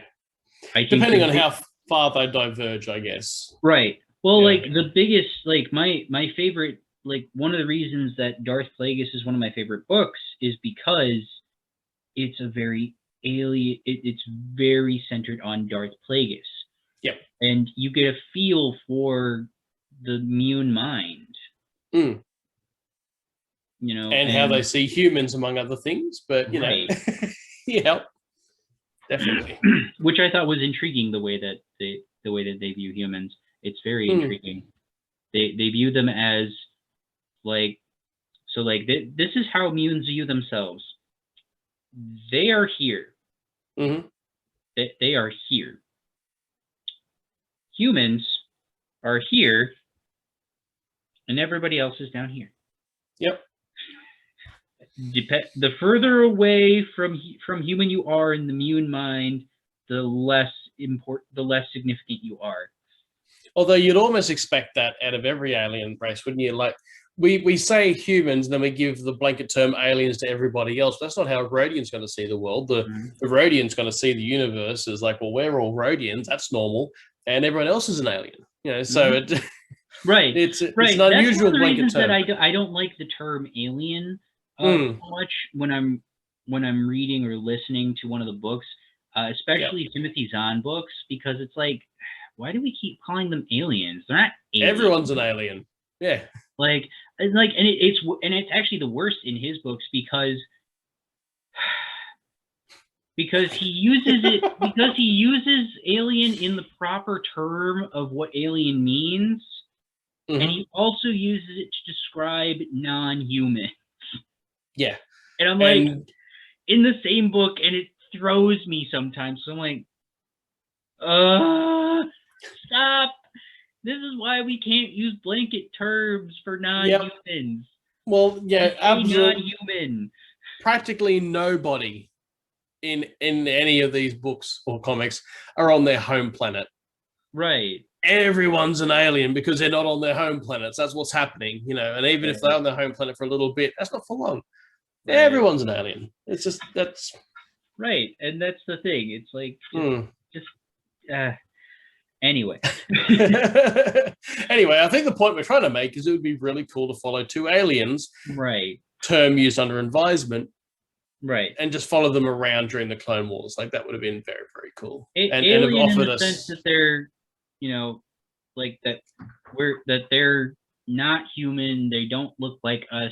They, to us as the human observers, they are alien. Yep. And to them, we're the alien. I'm glad we sorted that out. Right. But yeah, no, so honestly, that we're clear. It really would have been so good to, especially a Keldor and a Togruta. To focus on those 2, it would have been fantastic. It would have been great to have them be the focal point characters, it would have been great. And if you still want to go through an arc with Anakin, there's no reason why Anakin can't still feel a certain affiliation with this young Padawan anyway. Right. And they do have a relationship. They do have a friendship. Not a relationship as in, but they have a friendship, you know. And Anakin and Obi-Wan can pop up separately together. And her leaving the Order can still have an impact on Anakin because that was his friend that, you know, he's been bonding with over the course of this war. Like a lot of the other essential bits and pieces that made her arc what it had to be could still be there. You're just not destroying what had come before so horrifically. So, yeah, not the world's worst character, just popped in the worst possible way. Right. The only thing that would have made it worse is for her to be Obi-Wan's apprentice, and he's just dragging around 2 apprentices. That's probably the only way you could have made it worse. It's true. I mean, granted, Anakin is a Jedi Knight, so he can have another apprentice, but it would have still been weird. Yeah. And it would have still made Episode 3 weird, even with her leaving. It still would have been weird. Because it would have been something that you'd think would have come up in conversation at some point. Well, as I said, the main thing for me in Episode 3 is the whole, you know, we're not going to give you the rank of master, sit down, shut up. It's like, that is exactly where that should have come up. It's like, you know, look at what I've done during the Clone Wars. Look at all, a list of achievements, as long as you could possibly hope for. Right. And I've managed to have an apprentice who left. A bit sad about that. But, you know, well, I mean, they heavily cut a good chunk of that scene out. Like he goes on a tirade in the book. Yeah. And he goes on this huge tirade, and I love the tirade because you also see it again later in the EU when his psychotic grandson decides to flow walk back to that exact moment, and you get to see the exact same tirade. In a wonderful bit of continuity. Yep. It's like, that is so great. It is word for word the same. Like, no, I do love those sort of things. There was a goodness gracious, there's a comic that's the same too, and I can't remember what it is now, but the scene appears in a novel and it's word for word the same. And I'll think of it, I guess, as soon as this ends and go, but yeah. It's all right. Well, I love that kind of continuity, though. I really do. And even if it's not word for word, but no, that was definitely, a wonderful point. But yeah, so moving on to Captain Rex. Another one that makes even less sense to omit than Durge. Well, see, the thing is, he's replacing Alpha. Yeah. And Fordo in some ways, as far as the show goes. Alpha and Fordo, both fantastic, amazing clones. Great clones. Should have been in the show. Rex, like, if you're gonna make an Anakin Obi-Wan focal point story, Alpha is your number one character to be popping up here. Fordo, he could have been captain of something involving Coruscant, because that's where he was for most of the Clone Wars. So whatever, he's fine. Have him pop up. He should be the primary guy. He should be the guy in charge of Coruscant. He should be the clone in charge of security over there. But whatever. Yeah. The fact that they took Alpha and Fordo, threw them into a blender, and then came up with this brand new character that's like a combination of the two of them in personality, which, I mean, they're clones, so, I mean, how much personality differences can they really have? I mean, obviously they all have individual personalities. They're not the same person, but they can only have so many differentials. They have the same brain waves. Yeah. Like they're literally physical copies of another guy. Granted, there are mutations and etc. But whatever. which is another thing I want to get in, which is another thing I didn't think about until just now, but I'll talk about that later. This video is going onto its 3rd hour soon. Yeah, right. We're going into clones' brainwaves, which is fine, absolutely fine. But like Rex would have been fine as a character. Yeah, if he was put. Actually, if they had done Plo Koon and Ahsoka as their focal points, Rex would be their clone leader. Yeah, he would be their clone, their number one clone guy. He makes which sense is just this. It's the same recurring theme. It's just like, you know, whether it's a Duro's bounty hunter or a Togruta Jedi, or whether it's just another, you know, clone trooper, ARC trooper, take your pick. They're not necessarily bad characters. They're just shoved in the wrong spot. Right. And now they're making a problem. But no, I think, as I said before, the reason for removing Durge, if that sounded silly, removing Alpha because there's too many names that started with A is ridiculous beyond measure. It's just, there's no need to be removing Alpha when you got Anakin, R2. What was the problem? Anakin, R2, Ahsoka, obviously. Anakin, R2, and Ahsoka. Yeah, so they didn't want to have Alpha as well. I was like, well, again, and I know I brought this up pre the technical difficulties that we had, but it was really this whole thing that George Lucas has always had, that kind of alliteration, whether it was when Star Wars was in its infancy and we've only seen a handful of planets. We've just left Tatooine, and then when Princess Leia is asked where's the rebel base, she says it's on Dantooine. Well, I mean, those two sound so incredibly similar, and if you're an audience watching this for the first time and maybe you were chewing some popcorn extra loud at that point, you go, Tatooine. It's one of those things that's like, that alliteration is just as bad. Right. No one was worried about it. Korriban and Coruscant apparently were too close, so we had to change that. Right. And then, as I think I brought up, in Empire Strikes Back, you've got Lando, Leia, and Luke, you know, running around Cloud City. So it's not the first time we've had too many people on screen or in an arc with similar sounding names, or locations with similar sounding names. So to say that Alpha was too close is nonsense. So we're not going to get it confused. Right.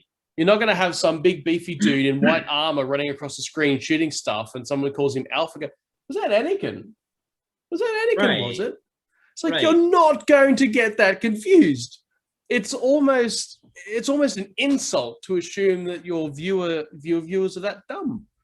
Right. You're not going to get this confused. But there we were. Right. Well, I mean, there's not too many more on.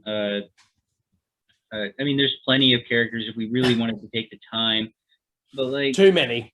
Oh yeah, I mean, like most of them. What the biggest problem with the major characters is that they've just boiled them down to very basic. Like Mace Windu has been boiled down to, he's a Jedi Master that doesn't like Anakin. Yep. That's literally all he is throughout the entire run, and it's like, there is more to this guy than that. Yeah, what have you done? Like, yeah, I swear that there are only 3 characters that were the least messed with as far as personality and character backstory go. Who, and granted, I mean, 2 of them, granted, 2 of them have like very little backstory whatsoever, and the third one, his backstory is still kind of vague anyway. Yep. But they're very important characters, and they're very significant. Number 1 is Obi-Wan Kenobi. Probably the least changed character. Of course, he's been voiced by the same. Of course, he's voiced by the same guy in every non-physical appearance. So, how different can you really make this character after he's been established both in video games and in a previous cartoon voiced by this same guy that's now voicing him again? You can't change him too much; the guy will get mad. Yep. Yoda. Mm-hmm. And they mucked some minor details up, but nothing real important that, you know, can really get into it. Like, if I really want to take the time, but I don't want to take that much time. And Count Dooku. Yeah, no, literally the three messed with characters. The three least messed with characters in the entire show. Personalities and backstories essentially still the same. Of course, they didn't touch on their backstories at all. Well, I think that's probably the point. You know, if we'd ever had an episode where they suddenly flashed back to Obi-Wan's past, it would have just thrown it all right out of kilter. But the fact that we were just kind of, it was largely derived from his previous on-screen manifestation, which is where all the EU's content was derived from as well.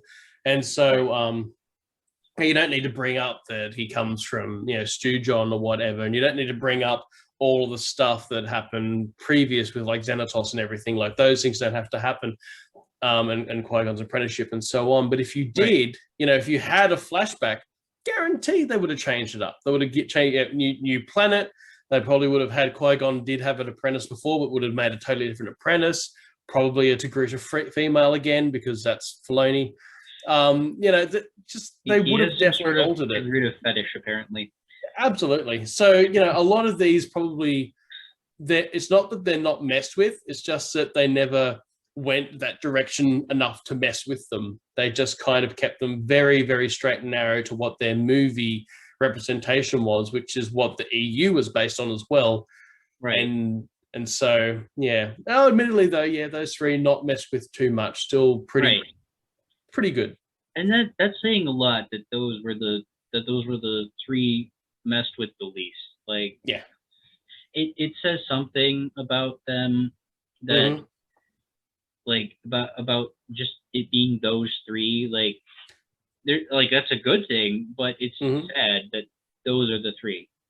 Yeah. Okay, now I'm gonna get into the whole Korriban and Coruscant thing a little bit, because I mean that brings into that ties into Darth Bane, which, like, I don't know. Did we touch on this in the previous video, in the second video a little bit? I feel that we probably touched on it. Again, the problem is now is I don't remember.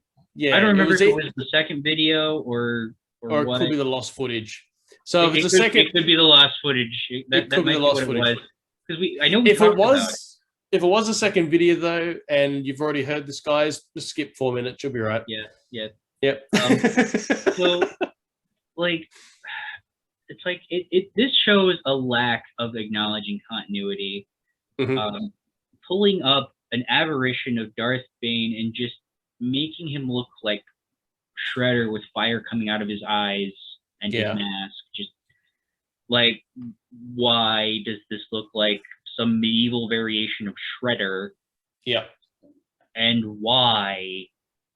And how does Yoda know what he looks like? Yeah. Just on sight. How does Yoda know this is Bane? He didn't introduce 100%. Himself. He didn't introduce himself. And he wasn't going off looks. And how is he on Korriban or Moraban? Didn't even die there. Yeah, Moraban.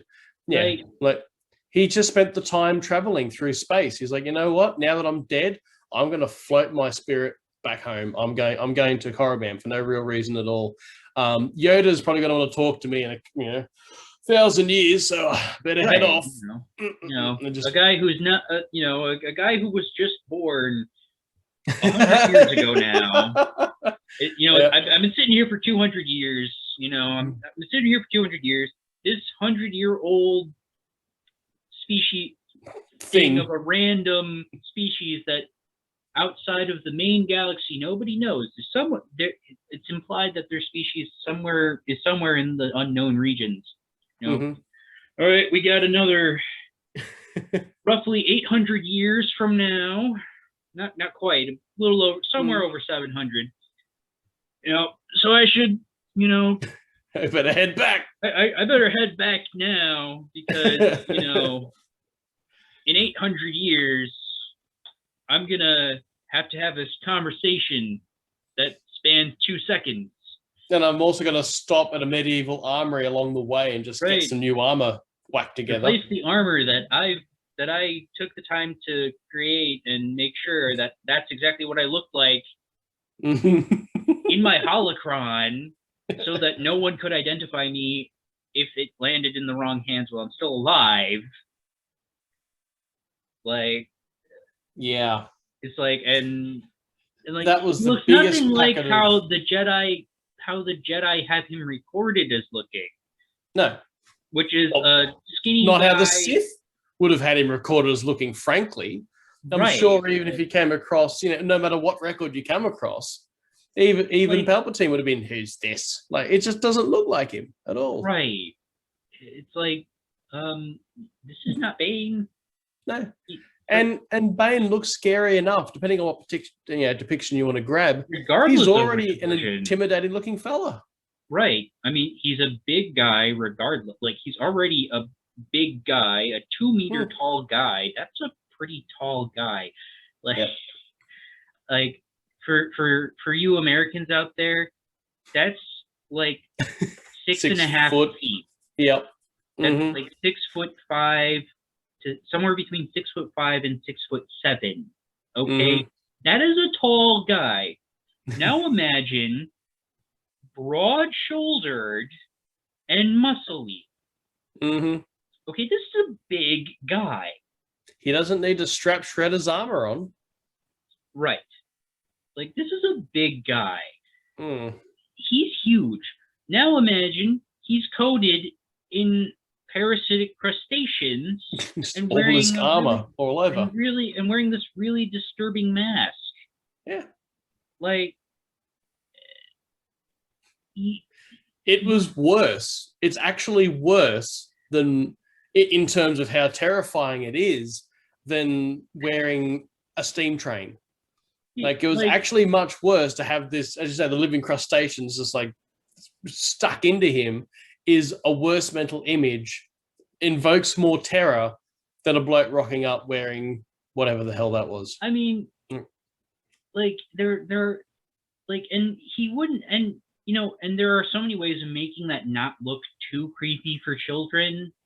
Like, oh, make it creepy, scare them. Go on. Yeah, right. I mean, it's only like it's 5 seconds. Yeah, 5 seconds of 5 seconds. Well, also, he's there, he's gone. Well, also with Bane's actual armor too, if you did show him and depict him with the obelisk armor on, you don't need to know all the horrific details. Right. You visually, if he's just standing there having this quick conversation with Yoda wearing it, you don't need to know how parasitic it is. It's just a weird looking spindly armor. It just looks like some really disturbing armor. You don't know what it is. Yeah, once you know the real backstory, like, ooh.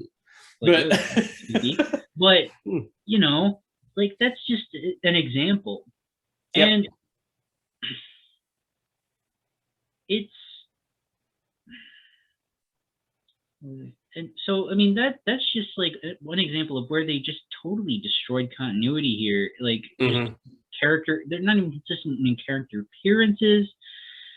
And for no great reason that I can see. Because again, if they make changes, and this doesn't even apply to Star Wars, it's anything else you might be into. If they make a change, but it appears to be for the better, or it's based on some kind of thought process that makes sense, I'm like, oh, okay. Well, I could probably roll with that. Right. There's no reason for this. It doesn't make any sense. It doesn't make it better. So why have we done it? Why is this? Why is this a thing? The same as changing the name, obviously, Korriban to Moraband, and having name changes is not unusual. The amount of places on planet Earth that have gone through massive name changes or are known by different names by different people is numerous. Well, but again, I mean, if you just look at the Mon Calamari homeworld, it has 3 names. Mon Calamari, Calamari, and Dak. And only one of those is not an established food. Right.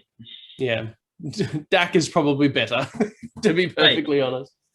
Well, but, and they've established that the Mon Calamari Well, it's the Quarrens, isn't it? It's the Quarren don't want it called Mon Calamari because that's our planet too. It's Dak. Go away. So, right. Mon Calamari are the only ones who call it calamari or Mon Calamari, depending on regional stuff.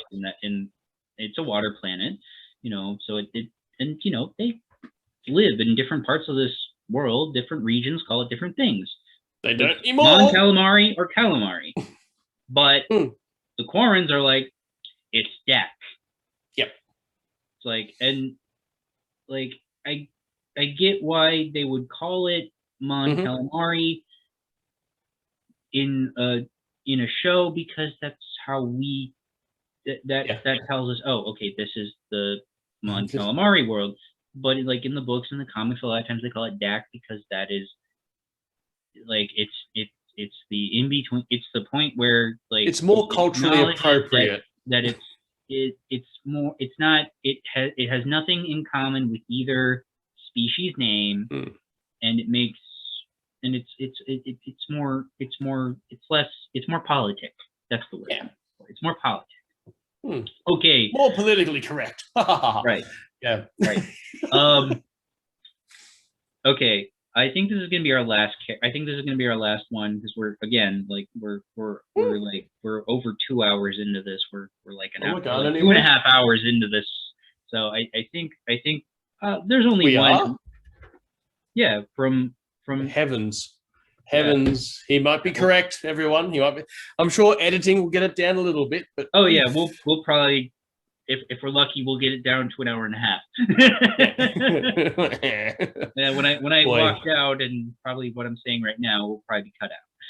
Nice. There we go. No, I'm not going anywhere. But if you want a last character, away you go. I feel like I don't feel like there are too many more that are significant enough to make a big enough impact. Like. There are, I mean, if I really wanted to get into it, I could get into Kit Fisto, but he had one appearance and he wasn't that. Oh, Bail. Okay, never mind. Two more characters. Oh, there we go. Because I forgot about Bail. I just threw that out there actually, but fair enough. Bail Organa. Well, he's in enough episodes that I am going to make a stink about this one.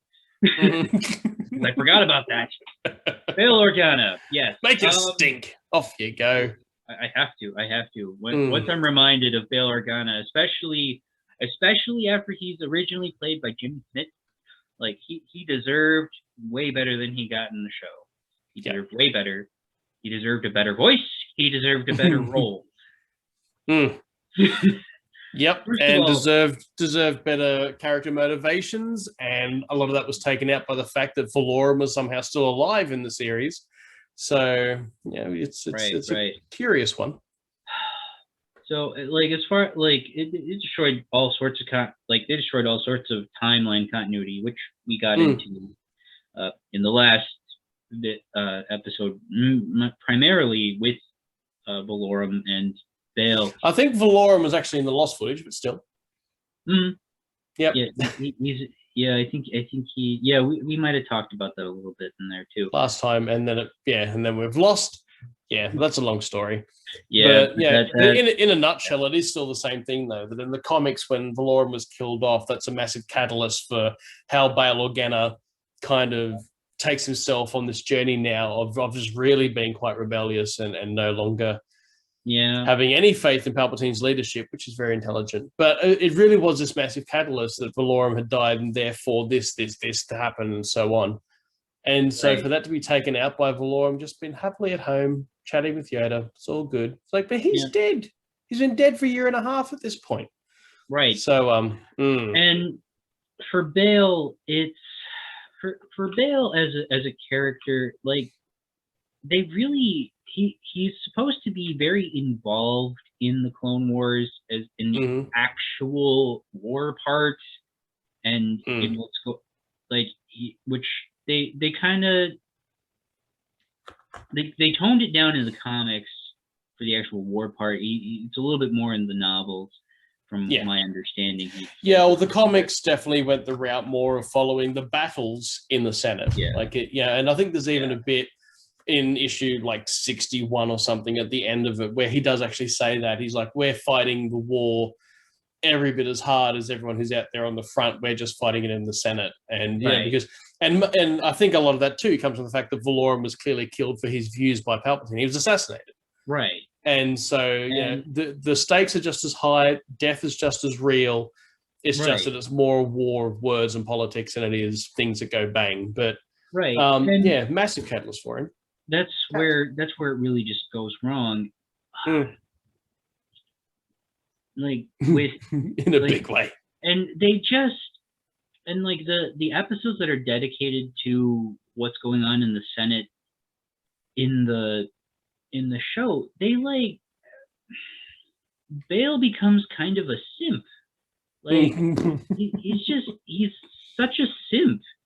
And I'm like, how is this guy supposed to start a rebellion? Like, how am I supposed to be thinking of this guy as the start of a rebellion? Like, he doesn't make sense as one of the pushers for the start of a rebellion. He's too much of a simp here. And it's another one of those weird ones too, where we complain a lot, I guess, about the expanded universe or the Clone Wars multimedia project depictions as opposed to the Clone Wars. But this is another one of those characters that we see him in the movies not acting like that. Like, he is willing to stick his neck out and come rescue Yoda from the carry-on. I mean, and to go and investigate the Jedi Temple and been told it's time to leave. Like, this is a man who, as you say, is involved, sticks his neck out, isn't really, I mean, obviously everyone's afraid of dying, but he's not really afraid to put himself in that danger for what he believes in. Right. So to take that all away is a bit, what happened? Well, and to make him, like, they made him kind of dumb. Like they have this whole arc about I want to say Anaconda Far, it gets killed in an episode, and like they make this whole thing about investigating his death, and Bail is like an idiot. It seems to be a recurring theme. I don't know if it's just whoever was writing the episode, but it was the same with Quinlan. They just turned into an idiot. And I'm like, we don't know this character, so idiot. I'm like, Bail is one of the most intelligent characters, and he's extreme. And you can tell in Revenge of the Sith that he's a very intelligent man. He knows what's going on before anyone else can really crack onto it. He knows what's happening. And it's like this huge shock to like have him be like the dumbest guy. Like, I mean, yeah, he's not an investigator by nature, but he should be able to. He shouldn't be the guy. He should be the guy out of all these senators who has a pretty good idea of who's responsible for Far's death. Like, well, he knew Valorum straight away. Like, the ship goes bang, and he just instantly puts two and two together and goes, okay, I know what's happened here. I'm now vehemently opposing you, Palpatine. He's already opposing him, but that was that catalyst where he says, I've seen this assassination. I know what's happened. And the same with Order 66. He absolutely knew what was happening when he went down to the temple, and he knows that there's Jedi under attack by clones, sees it happen, knows that, knows Yoda needs rescuing, knows they've probably got to go pick up Obi-Wan and whatever's left of Anakin, and they kind of don't, and Padme and so on. Like, Bail is incredibly switched on. Oh, yeah. And then, as you say, to have him just reduced to this basically porridge in a suit, like, what's happened?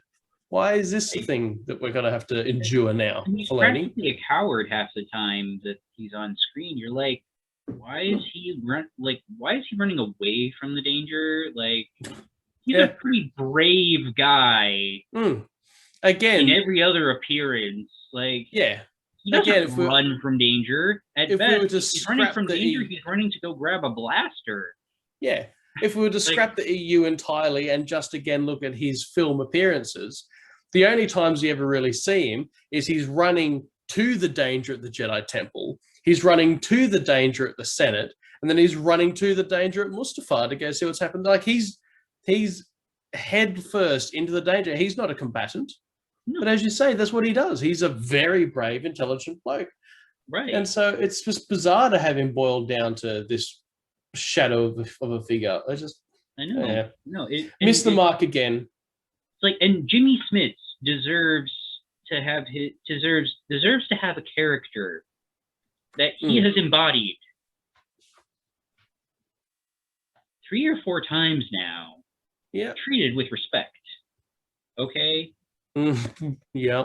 Like, I mean, and like and Bale deserved a better voice that was closer to Jimmy Smits' voice.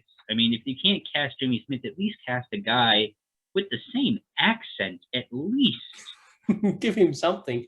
Yeah, again, it's one of those weird things with TV where I almost feel like no one involved in the creative process had actually looked at what had come before. And by that, I mean the actual movie footage at this point. I can understand someone who just writes TV shows not being familiar with every comic and every novel. That's probably a bit much. Okay, sure. But the movies, you've got to be familiar with episodes 2 and 3 in particular to be writing a TV series that happens in between those two.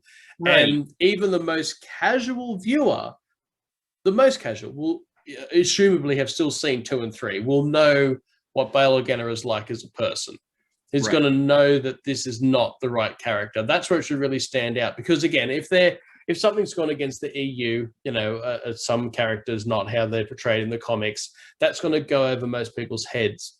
Bail Organa should not have gone over anyone's head as to this being a problem. They just, they just did not treat him right. Also the total lack of Mon Mothma. I forgot about that. She's not in there at all. She has no. She may have one appearance, maybe in the background. If I'm like, I don't remember her in there at all, but I could be wrong, and she might have one appearance, if she's in there at all, because there is no way she appeared more than once. Because I remember a good chunk of what was going on in the Senate storyline. She does not appear as far as the major Senate story goes, and she's she's young, but she's still a major player. She's she's kind of young. I think she's a little younger than Padme. A little younger than Leia. Wrong woman. Oh man, no. The Padme, her mother, not. I'm not even going to go into the visuals for that one. But no, she's definitely, again, an important part in the comics. So, with Bail, I don't think there's any part in the Dark Horse Republic run where Bail Organa's not seen with Mon Mothma. Like they're pretty attached in that regard and very supportive of each other to a smaller degree in the comics. And then obviously the Force Unleashed, when the whole thing with the rebellion coming together, she's very pivotal there. And I have a slight problem, I think, that I can't remember what scenes were removed, but she was certainly in a lot of deleted scenes from episode 2. Oh yeah, Mon Mothma. Yeah, certainly appeared in the movie. Episode 2, but she was in 3. 2 or 3. Sorry, she wasn't in episode 3, but she was. They brought the I forget her name. They brought the actress back.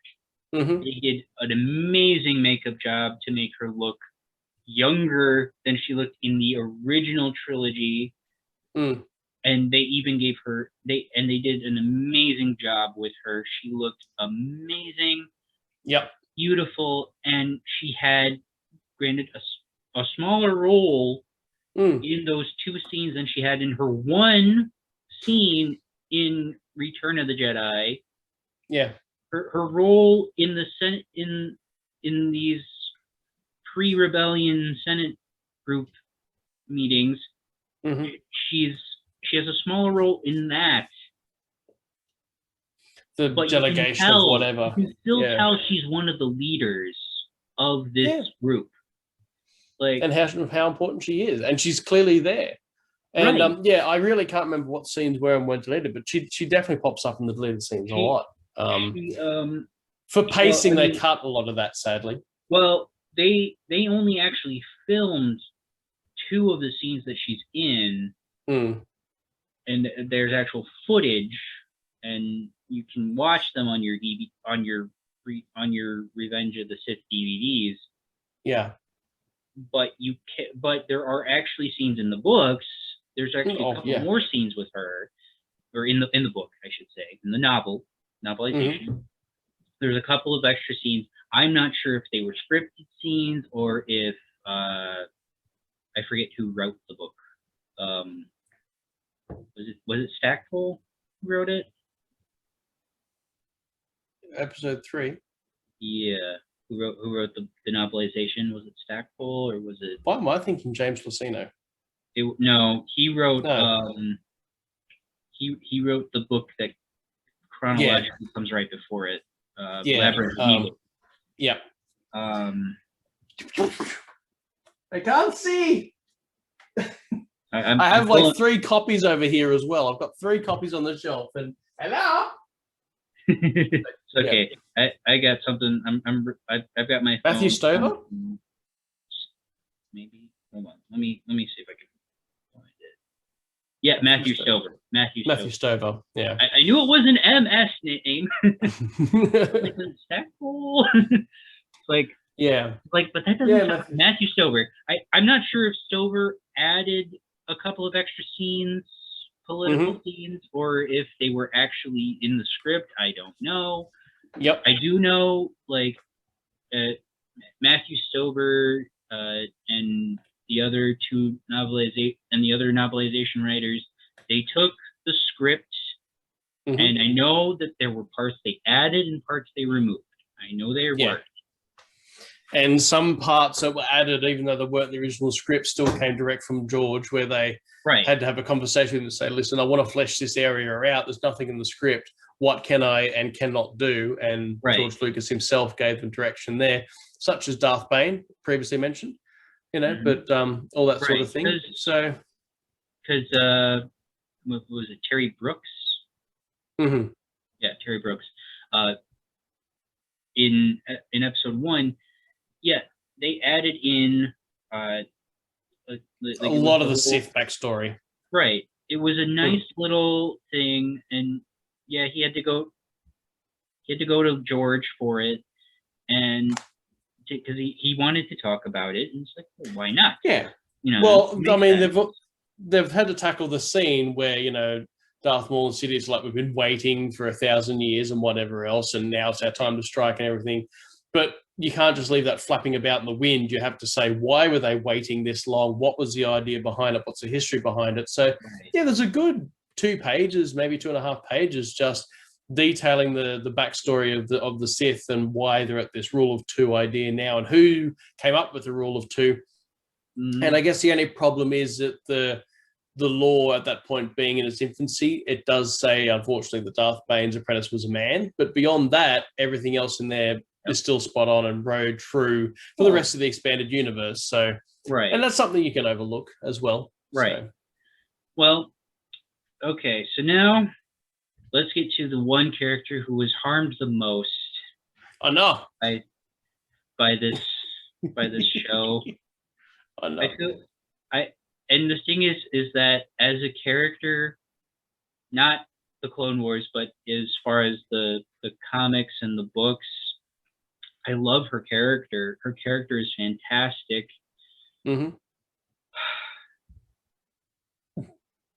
Barriss Offee. The most mistreated character in the Clone Wars. Beginning with her first appearance in the Clone Wars. And getting much worse at the other end. First, Anakin becomes a knight before her. Say what? When did that happen? Excuse me. How she is more Jedi than him. She should be knighted first. They're the same age. Okay. And she's been established as being a knight before, but sure, whatever. Off we go. Yeah, okay, so we have a big issue right there. Yep. Why is she acting like she's close in age with Ahsoka? This makes no sense to me. She's old. She's 20. She's having an early life crisis. That's what's going on. I'm like, there's a 10, 11 year. There's a 10, 11 year age difference. Or not, sorry, 10. Yeah, 10, 11 year age difference. Depending on, well, I mean, if we're going from the original concept, it's about a year into the story, if I remember correctly, her first appearance in the show.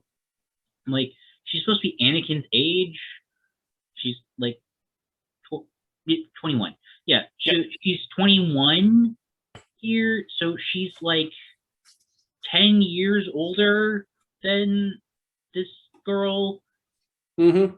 Why is she acting like they're going to be best friends? This makes no sense. You try putting that into any kind of a modern context like that. That's rare.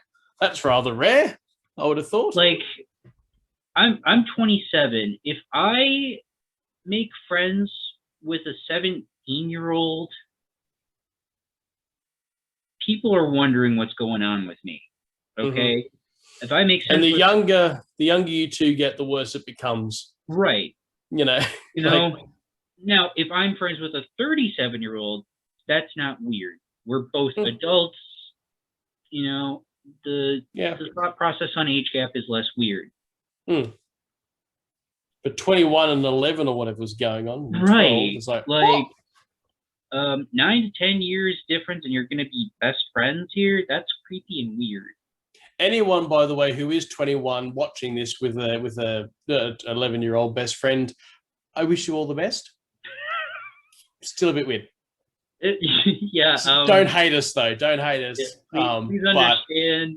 We're like I understand if like due to certain circumstances, but this doesn't make sense. You don't just meet you don't meet someone 10 years younger than you in your early 20s and go, oh, this is going to be my best friend now.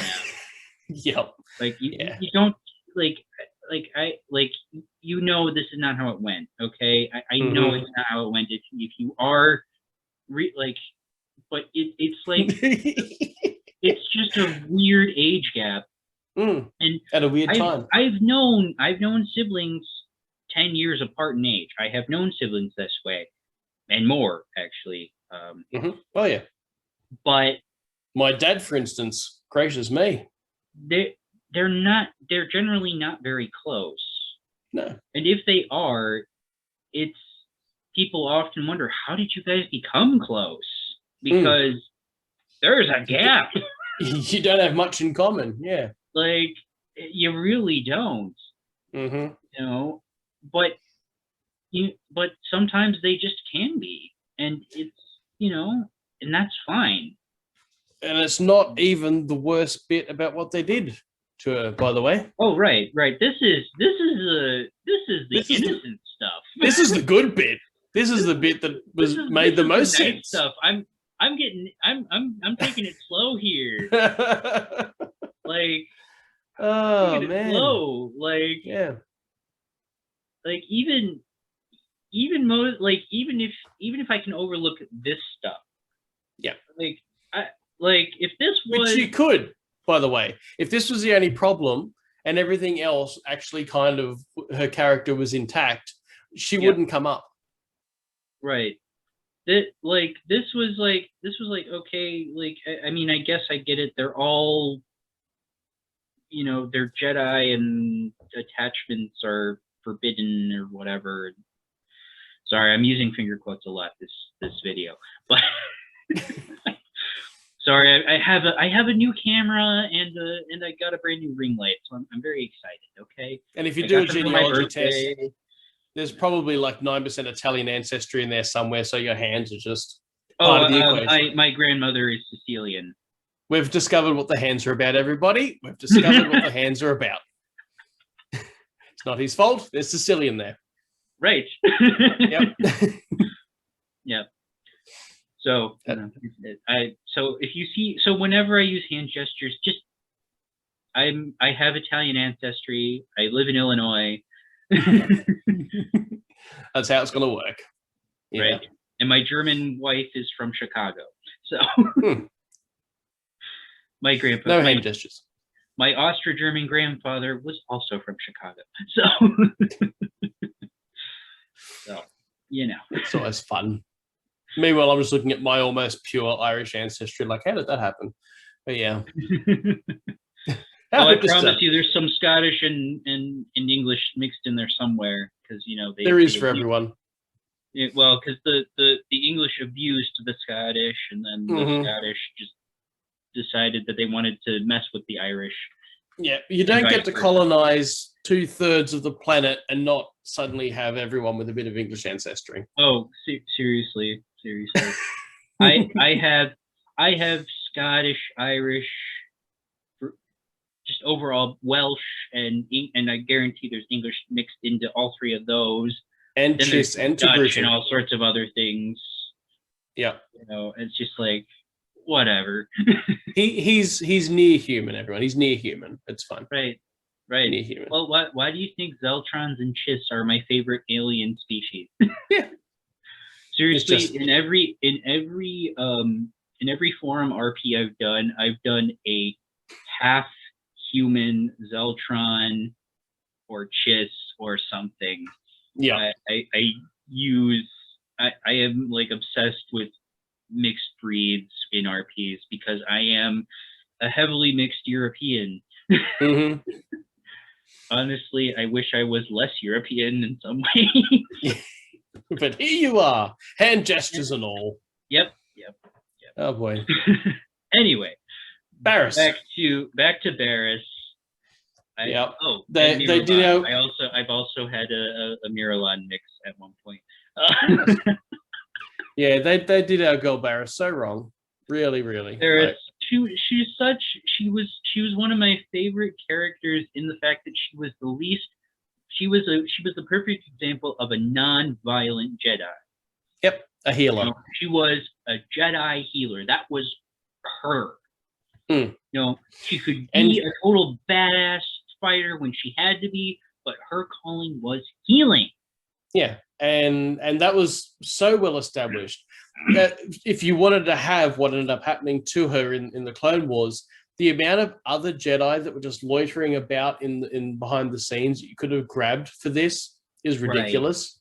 Right. The fact that you grab not only an established Jedi, but the one that's established as the nicest, inverted commas, the most caring, the most compassionate one that looks at violence. Violence isn't even her plan B. It's way down the list. She's a healer and then a negotiator. And then the violence happens later. That is literally her plan F. That is the 5th level down. That is literally like, I have failed at every other point. This is where we're going. Violence it is. Yeah. And so to have her so well established as this kind of a character, and then to go where she did in the Clone Wars was beyond ludicrous. Absolutely beyond ludicrous. It's so, for those of you who don't know, who for some bizarre reason have not seen season 5 of the Clone Wars and the whole reasoning for Ahsoka's leaving, this is tied into that. By the way, don't bother. If you haven't watched it, don't bother. It's fine. Please don't. It's not worth your time, especially if you're watching this. You should know by now it's not worth your time if you are watching this and you're an EU fan. Yeah, no. If you're an EU fan, you're watching this and you have not seen the Clone Wars, don't. Nope. Do not do. If you are thinking about it, go watch Clone Wars and you'll cleanse your palates. Okay? Yeah. You'll go watch the original series. You'll be fine. Okay? Go watch Clone Wars. Clone Wars is good. The Clone Wars could have been. It could have been great, even. Yeah. It had all the potential in the world, the universe, you could argue, and it It wasn't. It wasn't. It just needed somebody who cared in charge, basically. Right. Yeah. So what happened was, instead of, making Barriss the awesome character that she was supposed to be, what they did was they had her suddenly turn to the dark side, make red lightsabers, which I don't know where that came from, like where she suddenly has red lightsabers. Like, why is she using a Jarkai technique? That is not her at all. Why is she using Jarkai? Well, you'd also just have to ask, what is actually the point? I mean, it's not like Anakin turned to the dark side and the first thing that he did was go and fashion a red lightsaber. No, that's not important, really, grand scheme of things. Right. Not important. Eventually, he would have changed out the crystal. Yeah. Actually, he might not have. He might not have, because in his guise as Anakin, he probably would have been like, I am the only true. He probably would have been arguing, as far as the public was concerned, he would have been saying, I'm the only true Jedi left. Yeah, and just kept up the facade. Yeah, right. It doesn't really make an awful lot of sense that, if I suddenly decided that I don't want to be human anymore, right, I'm probably not going to go out the back and start whacking together the Rhodian flag and saying I'm red like that. The symbolism's unnecessary. Right. Really unnecessary. Just take your normal lightsaber and go do what you're going to do. It's very unnecessary to be changing colors as a first thing, as your first step.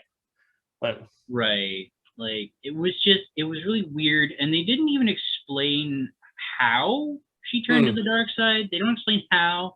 They give her reasoning, and it's because the council is corrupt. Well, the council itself isn't corrupt. It's the council has been corrupted by these ridiculous dogmas that have been crippling the Jedi Order for the past 200 years. Because this is how long Yoda has been in charge. Yep. No offense to Yoda, but the problem is that he grew up in the post-Sith era. Mm-hmm. He grew up in the Jedi Temple in the post-Sith era, and he was trained by one of the Hermit Jedi masters, and then he moved to Coruscant to start teaching younglings in the temple. And you spend 500-600 years of your life training kids and you came on the scene 100 and so many years after the last Sith War. Mm-hmm.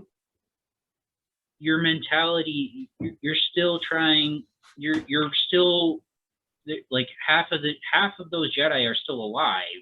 Half of the Jedi who survived are still alive because they live for forever.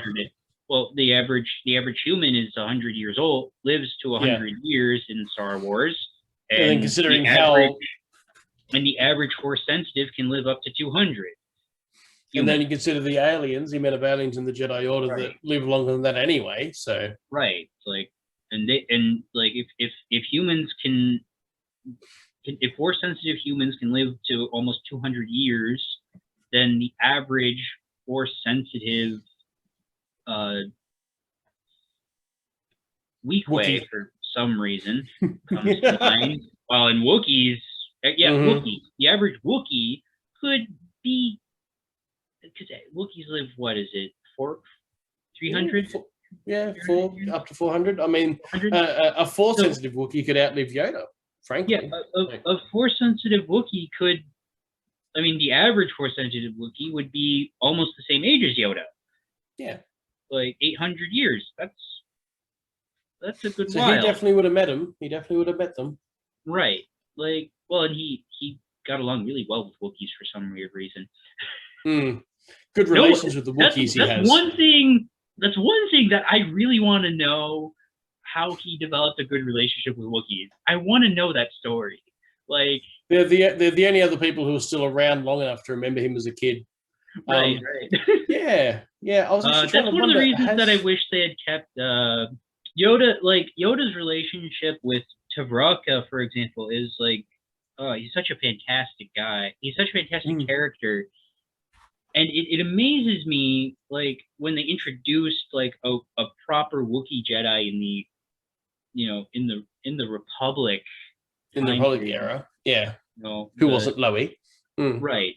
Well, I mean, we had Lobaka, and everyone loved him, and so I thought except it was George, funny. Like, except George Lucas.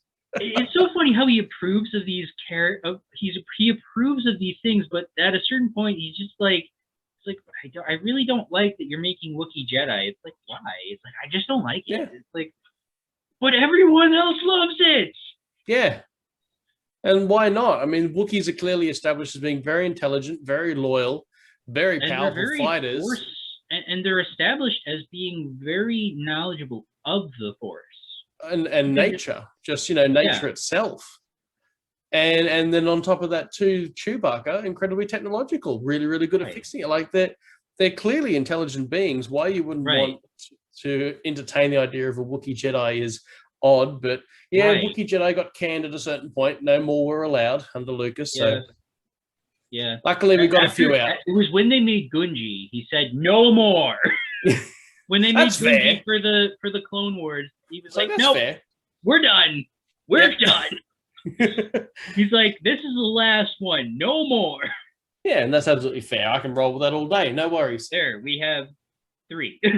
Yeah. Yeah. 1 pre-Clone Wars, 1 during the Clone Wars, and 1 after Return of the Jedi.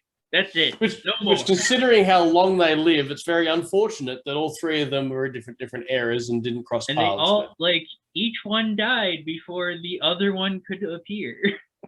Yeah, odd that. Sad. Poor Wookiees. Because, Gunji would have been killed by Anakin, and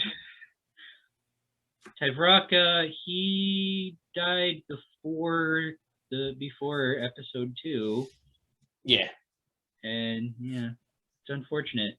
But I would like to know Yoda's when Yoda started to get to know Wookiees. I would love to know that story. I was almost wondering if that has been covered, but I don't think it has. Not even in the RPGs. You never went into that story. No. And Disney has not touched on that at all. Either. I mean, I would even take it from them at this point, because that's a story that someone should write. Yeah, someone let us know why he's so good with Wookiees.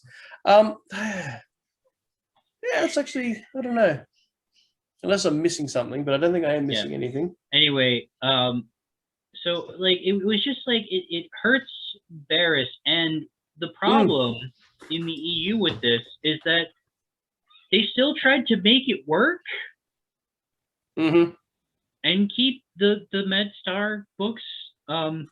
Yep. Or even those comics that doopy chocolate time. Even those the comics that ended up being right at the end of the Clone Wars, Order 66 happens and she's still with the Jedi Order, still a Jedi. So there's absolutely no way on Earth you can try and reconcile those two. It's here we are. How do you go from I've turned to the dark side to I am now a Jedi Knight on her way to becoming a Jedi Master because I have an apprentice? Yeah. Like, how did that happen? You go from that in a year? How does that transition in a year? She's got the Kip Duron thing going on. It's oh, you killed a whole planet of people? It's all right. In you come. No worries. Kip had the excuse of Exar Kun semi-possessing him. So maybe Exar Kun was on Coruscant at the time. You don't know that. Right. We've got Darth Bane traveling across to go meet Yoda. So maybe at the same time they're going through space. Hey, Exar. Hey, Bane. And just they're crossing paths to go to their various worlds. Oh, man. And then after he's finished with Barriss, he's like, oh, better get back to Yavin, and then starts floating back because he's got to have to be there in a couple of 30 decades. years. So, yeah. So in 30 years. These poor Sith spirits spending most of their time in the afterlife just traversing through space. Yeah. Yeah. I mean, your best bet at that point would probably be just like haunt a space freighter or something and just wait until you get closer. Floating the whole way makes no sense. Well, yeah, of course, that's what they do. They haunt space freighters. I mean, what do you think Cortus was doing? What do you think Cortus and Khan were doing with Bane? They were, you know, those were actually Sith spirits. Like, I know Bane thought that they were his mind, just in his head, but like, they weren't. Like, he thought, well, Xana could see him. It's like, no, because like Leia and Han didn't see Obi-Wan and Anakin and Yoda. Like, why? Like, why they're all there, but only Luke saw them? Like, they don't have presences in the same way. It's like, but like Sith spirits are tied to people or areas. Or a medallion. Yeah. Just haunt a medallion for places, items, people, they're tied to them. They're not, you know, so like, you know, a talisman. You know, it wouldn't be that out there for them to be haunting a ship. No. Even just a part of the ship. Just haunt the dunny. Haunt the toilet at the back. That's all right. Haunted Sith toilet. That would be so awkward. A haunted Sith fresher in the middle of your freighter. Right. Yeah, that's going to make those long haul trips really bad. Really bad. Yeah. But it doesn't make any sense. It's, you really can't, because a lot of the other ones, when they shifted the timeline, said, okay, the multimedia project's going there now, and the Clone Wars happens in the middle of it. Like, well, this is one where you can't reconcile it that way, because she is present as a Jedi as Order 66 is unfolding, watching clone troopers kill other Jedi. So she's there as a Jedi at that time. So you can't possibly reconcile the two unless Exar Kun has flown over in someone's dunny. So it's anyway, going to happen. Unless she was actually not fallen to the dark side, and like Quinn, like with Quinlan Boss, and she was actually and Thom had her doing something, you know. It's just a big ruse, but for some reason she's killing off people. She's killing people, but it's like, why is she killing people, Thom? Why is she killing people? I didn't tell her to do that. Oh, what's she done now? Yeah, like there are so many things, like. And I will say another thing with Quinlan Boss, because I brought him up again. It's like there are so many there are so many characters tied to him that it's like, if you're gonna bring him in, bring in one of his tied in characters. Like, why anybody not in that episode? Yeah, just anyone, please. He knows them all anyway. Colleen Hence would like, she's a fantastic character. Why would you not include her? Or why would you not focus on Quinlan himself for much longer? Because again, such an intriguing character, visually interesting, gives you more lightsaber battles, gives you a lot of intrigue and drama, because it's not just this straight edge sort of Obi-Wan who's just a good Jedi throughout. It's this guy that's traversing between light and dark, and you never know really what side he's going to be on. That brother who's, you know, very straight laced, and that brother who's like, I'm gonna go and piss off Dad. Yeah, it just makes no sense of why you wouldn't add all these wonderful, delicious elements into this TV series, but rather just keep it so bland and watered down. Things. Like, well, and the Obi-Wan and Quinlan Vos dynamic is fantastic. It's like that. It's like the straight man and the crazy guy in a comedy duo. Like, It where really the comedy, is, yeah. where the crazy guy is also very serious. I would have just created some wonderful, wonderful story arcs out of that. I don't know. Such well, and the straight man's very sassy. Yeah. What a great combo. Like that would be fantastic. I mean, don't even worry about Anakin. Do the Clone Wars, scrap Anakin. We don't know where he's gone. I mean, why not? We scrap Durge. Scrap Anakin. Well. Here's what you do. Here's what you do. You focus all the episodes on Obi-Wan and Quinn, and then just randomly have episodes with randomly have episodes with Anakin, and then randomly have episodes with Aayla, and then have 4 episodes with all 4 of them together. Oh boy, it would still make more sense. That's the other problem. It would make more sense than anything that they did in the show. It would have made way more sense, and it would probably have been twice as fun. Yep, which is what you really want for a TV show. How did they miss the mark so hard? Oh man, they did. But yeah, the characters. I feel like this video is better than the one that we originally did anyway. Oh, good, because that one's gone. Yep. Absolutely gone. Actually, I don't think it's gone. I think it's still in my trash bin. So if I want to, I could pull it back up and we could mess with it. It'd be like so many of those old lost black and white films I love, where half the footage is missing, just all flickery and. Oh man, yeah. I know. Yeah, we don't know what was happening that night, but long story short, the footage was terrible. The audio was cutting out. It was just all bad. It was just bad. We were both cutting out, and the recording got messed up. It was just bad. You were upside down, which is unusual because I'm supposed to be the one that's upside down. Right, because you're in Australia. Yeah, don't know how on earth you ended up upside down. But anyway. I don't know. There was something wrong with my camera. Got a new one though, so I'm good. Better camera. Nice. Ring light. I'm happy. So good. Yeah. No, at least we have the EU. That's all I can say. Right. As much fun as it's been complaining about the Clone Wars for three videos now. So our next video is probably gonna be on Firefly. Oh, you spoiled it. Hey, it's already been mentioned in the it was mentioned in the last video anyway. So you said Firefly. So whoopsies, yeah, probably.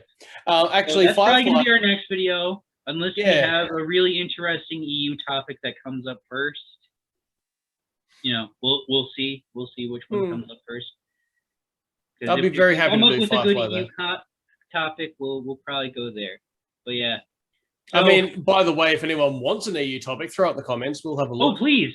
Yeah. If you want us to discuss EU aspects, just having a EU discussion about certain things, because I've got one in mind already, and that I'm sure Jeff, you've got at least 2. I have questions everywhere. Absolutely. Because I've got one that's really interesting, and it involves actually some EU history with certain worlds and species, which is I think will be a fun topic, because I feel like it'll show how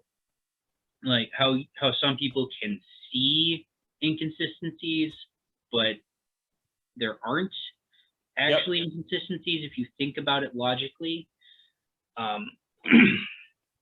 But yeah, when you go through it, it becomes very intriguing. But yeah, if you've got some ideas, if you have a topic, a Star Wars topic, not new canon stuff, because I know nothing about that, to be perfectly honest. I know very little, and Jeff knows absolutely nothing. Please don't ask us to discuss it. Okay?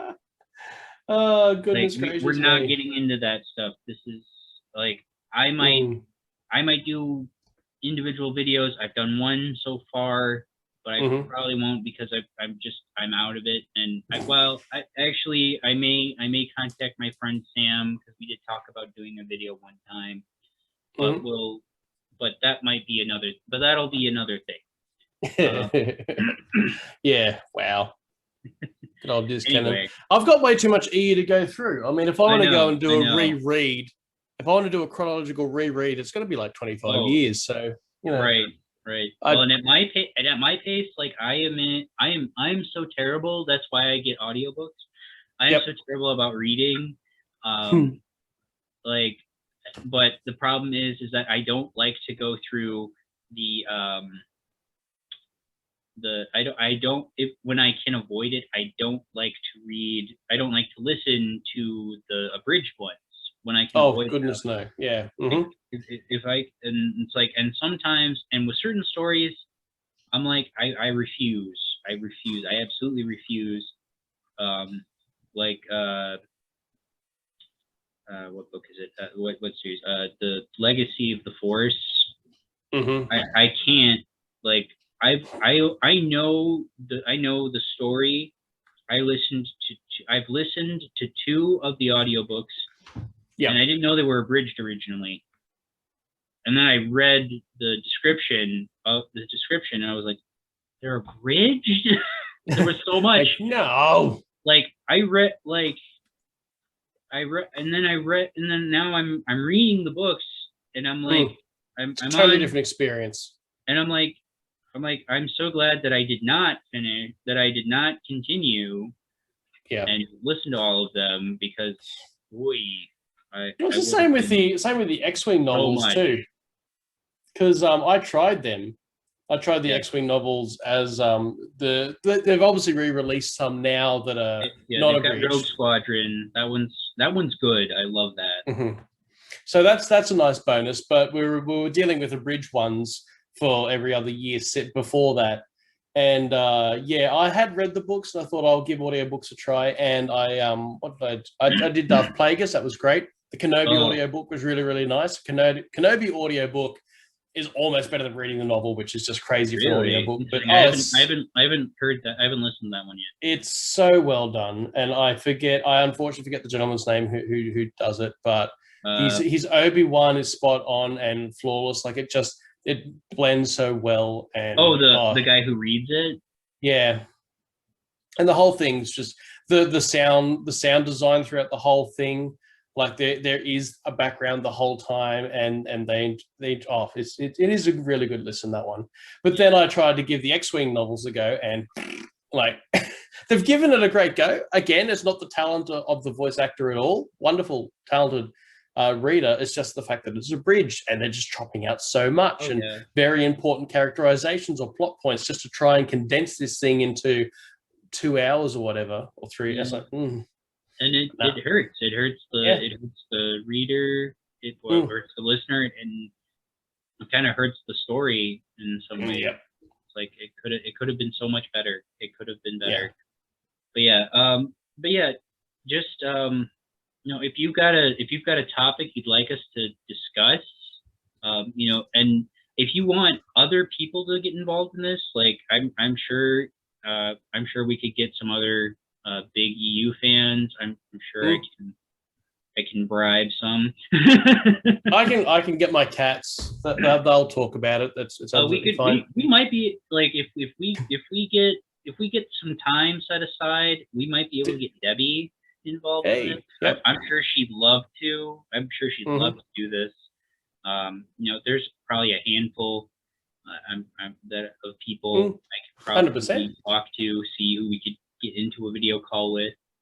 Yep. Heck, and actually, I was quickly going to add too. If the person who bought me this shirt, who is now in Wales, but was in Poland when she got this shirt, nice. If she wanted to get involved in, well, actually, I don't think she doesn't know that much. It would be interesting to involve her, though. It would be. We'd also have to balance 3 different time zones, so yay for that. Yeah, we would have to really balance 3 different time zones. That would be fun. You'd probably have to go like 2 hours from. Well, it's 9:20 here for me, and for you, what is that like? Well, it's 2:20 in the afternoon here. I was gonna say like 2-3 o'clock for you. Yeah. Yeah, well, it'd be very different. For her, it's like midnight. So yeah. But yeah, no, honestly, I was going to say with the questions though, also Firefly questions. If anyone's got any probably not going to if you're EU fans watching this, but hey, throw them down below. Because I did, as an absolute quick short abridgment, I did just read the most recent comic that came out yesterday and was pleasantly surprised. But I'll get into that, I guess, next video. When we discuss discuss Firefly, my wife will probably make an appearance for that one.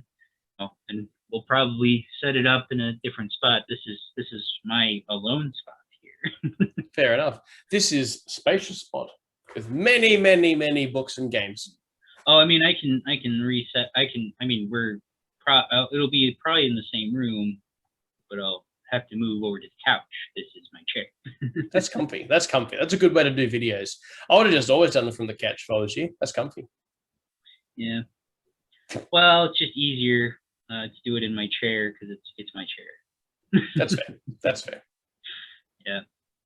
Well, guys, again, if you have any questions or recommendations for us to discuss, by all means, please leave them in the comments. And we have been really enjoying having these discussions for the last few months. Yep. And we will continue to have discussions because honestly, for us, it's fun to do this. And there's not a lot of people left you can have discussions with either. Right. I mean, Jeff, for the most part, he, like, as far as having these verbal discussions, he mostly has them with me and Cal, and for the last several months, he hasn't been able to have them with Cal. So no, Cal's off traveling around Australia. So yeah, he is coming back though. Yeah, he's moving into a new place, just pretty close to me again. So oh, good. Yeah, those videos will be returning. You can do more videos. Yep. yeah. He's you don't have to drive so far. That's it. Yeah. Well, he was only 20 minutes away anyhow. So yeah. Okay. Yeah, it's never been a massive closer to you, or I think it's probably about the same, just a different direction. So yeah, I'm still happy with that. Which is good. The other way, okay. yeah, that's it. He's just circling me. It's really creepy. It's like a shark, just constantly circling around me. Yeah. Well, you're like his big brother, so. Yeah, that's it. Big brother, chunky brother, chunky brother. Yeah, and also I'm also his EU collection away from home because most of his stuff is still up north at his parents' house. So I was gonna say a lot of his EU stuff is at his parents' house. So. Hey, voila! Hello. What is this? This is Ninja. Maybe because he's completely black. He is dressed as a ninja at all times. Right. Ninja. Hey, bud.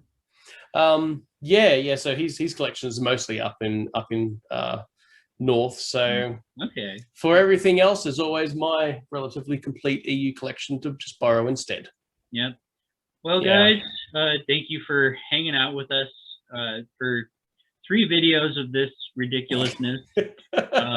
We hope to do this more because, like, it seems like some of you are really into just us having these discussions. But yeah, we will definitely have more general EU discussions. Certain, like, I kind of want to just bring this out into overall EU. I was just doing Clone Wars as kind of the start of these things, but I want to do more of these, and definitely we're gonna discuss other sci-fi things, and heck, we might even talk about some non-sci-fi stuff in the future, but that's probably way in the future, like 2 years from now. When we've finally run out of EU. Yeah. It'll take 20 years. We'll get there. When we both have kids. Yeah. That aren't furry. Right. Yeah. I may or may not have a dog too. Yeah. Furry kids are fun and all, but Yeah. All right. Have fun, everyone. Yep. And may the force be with you. And that.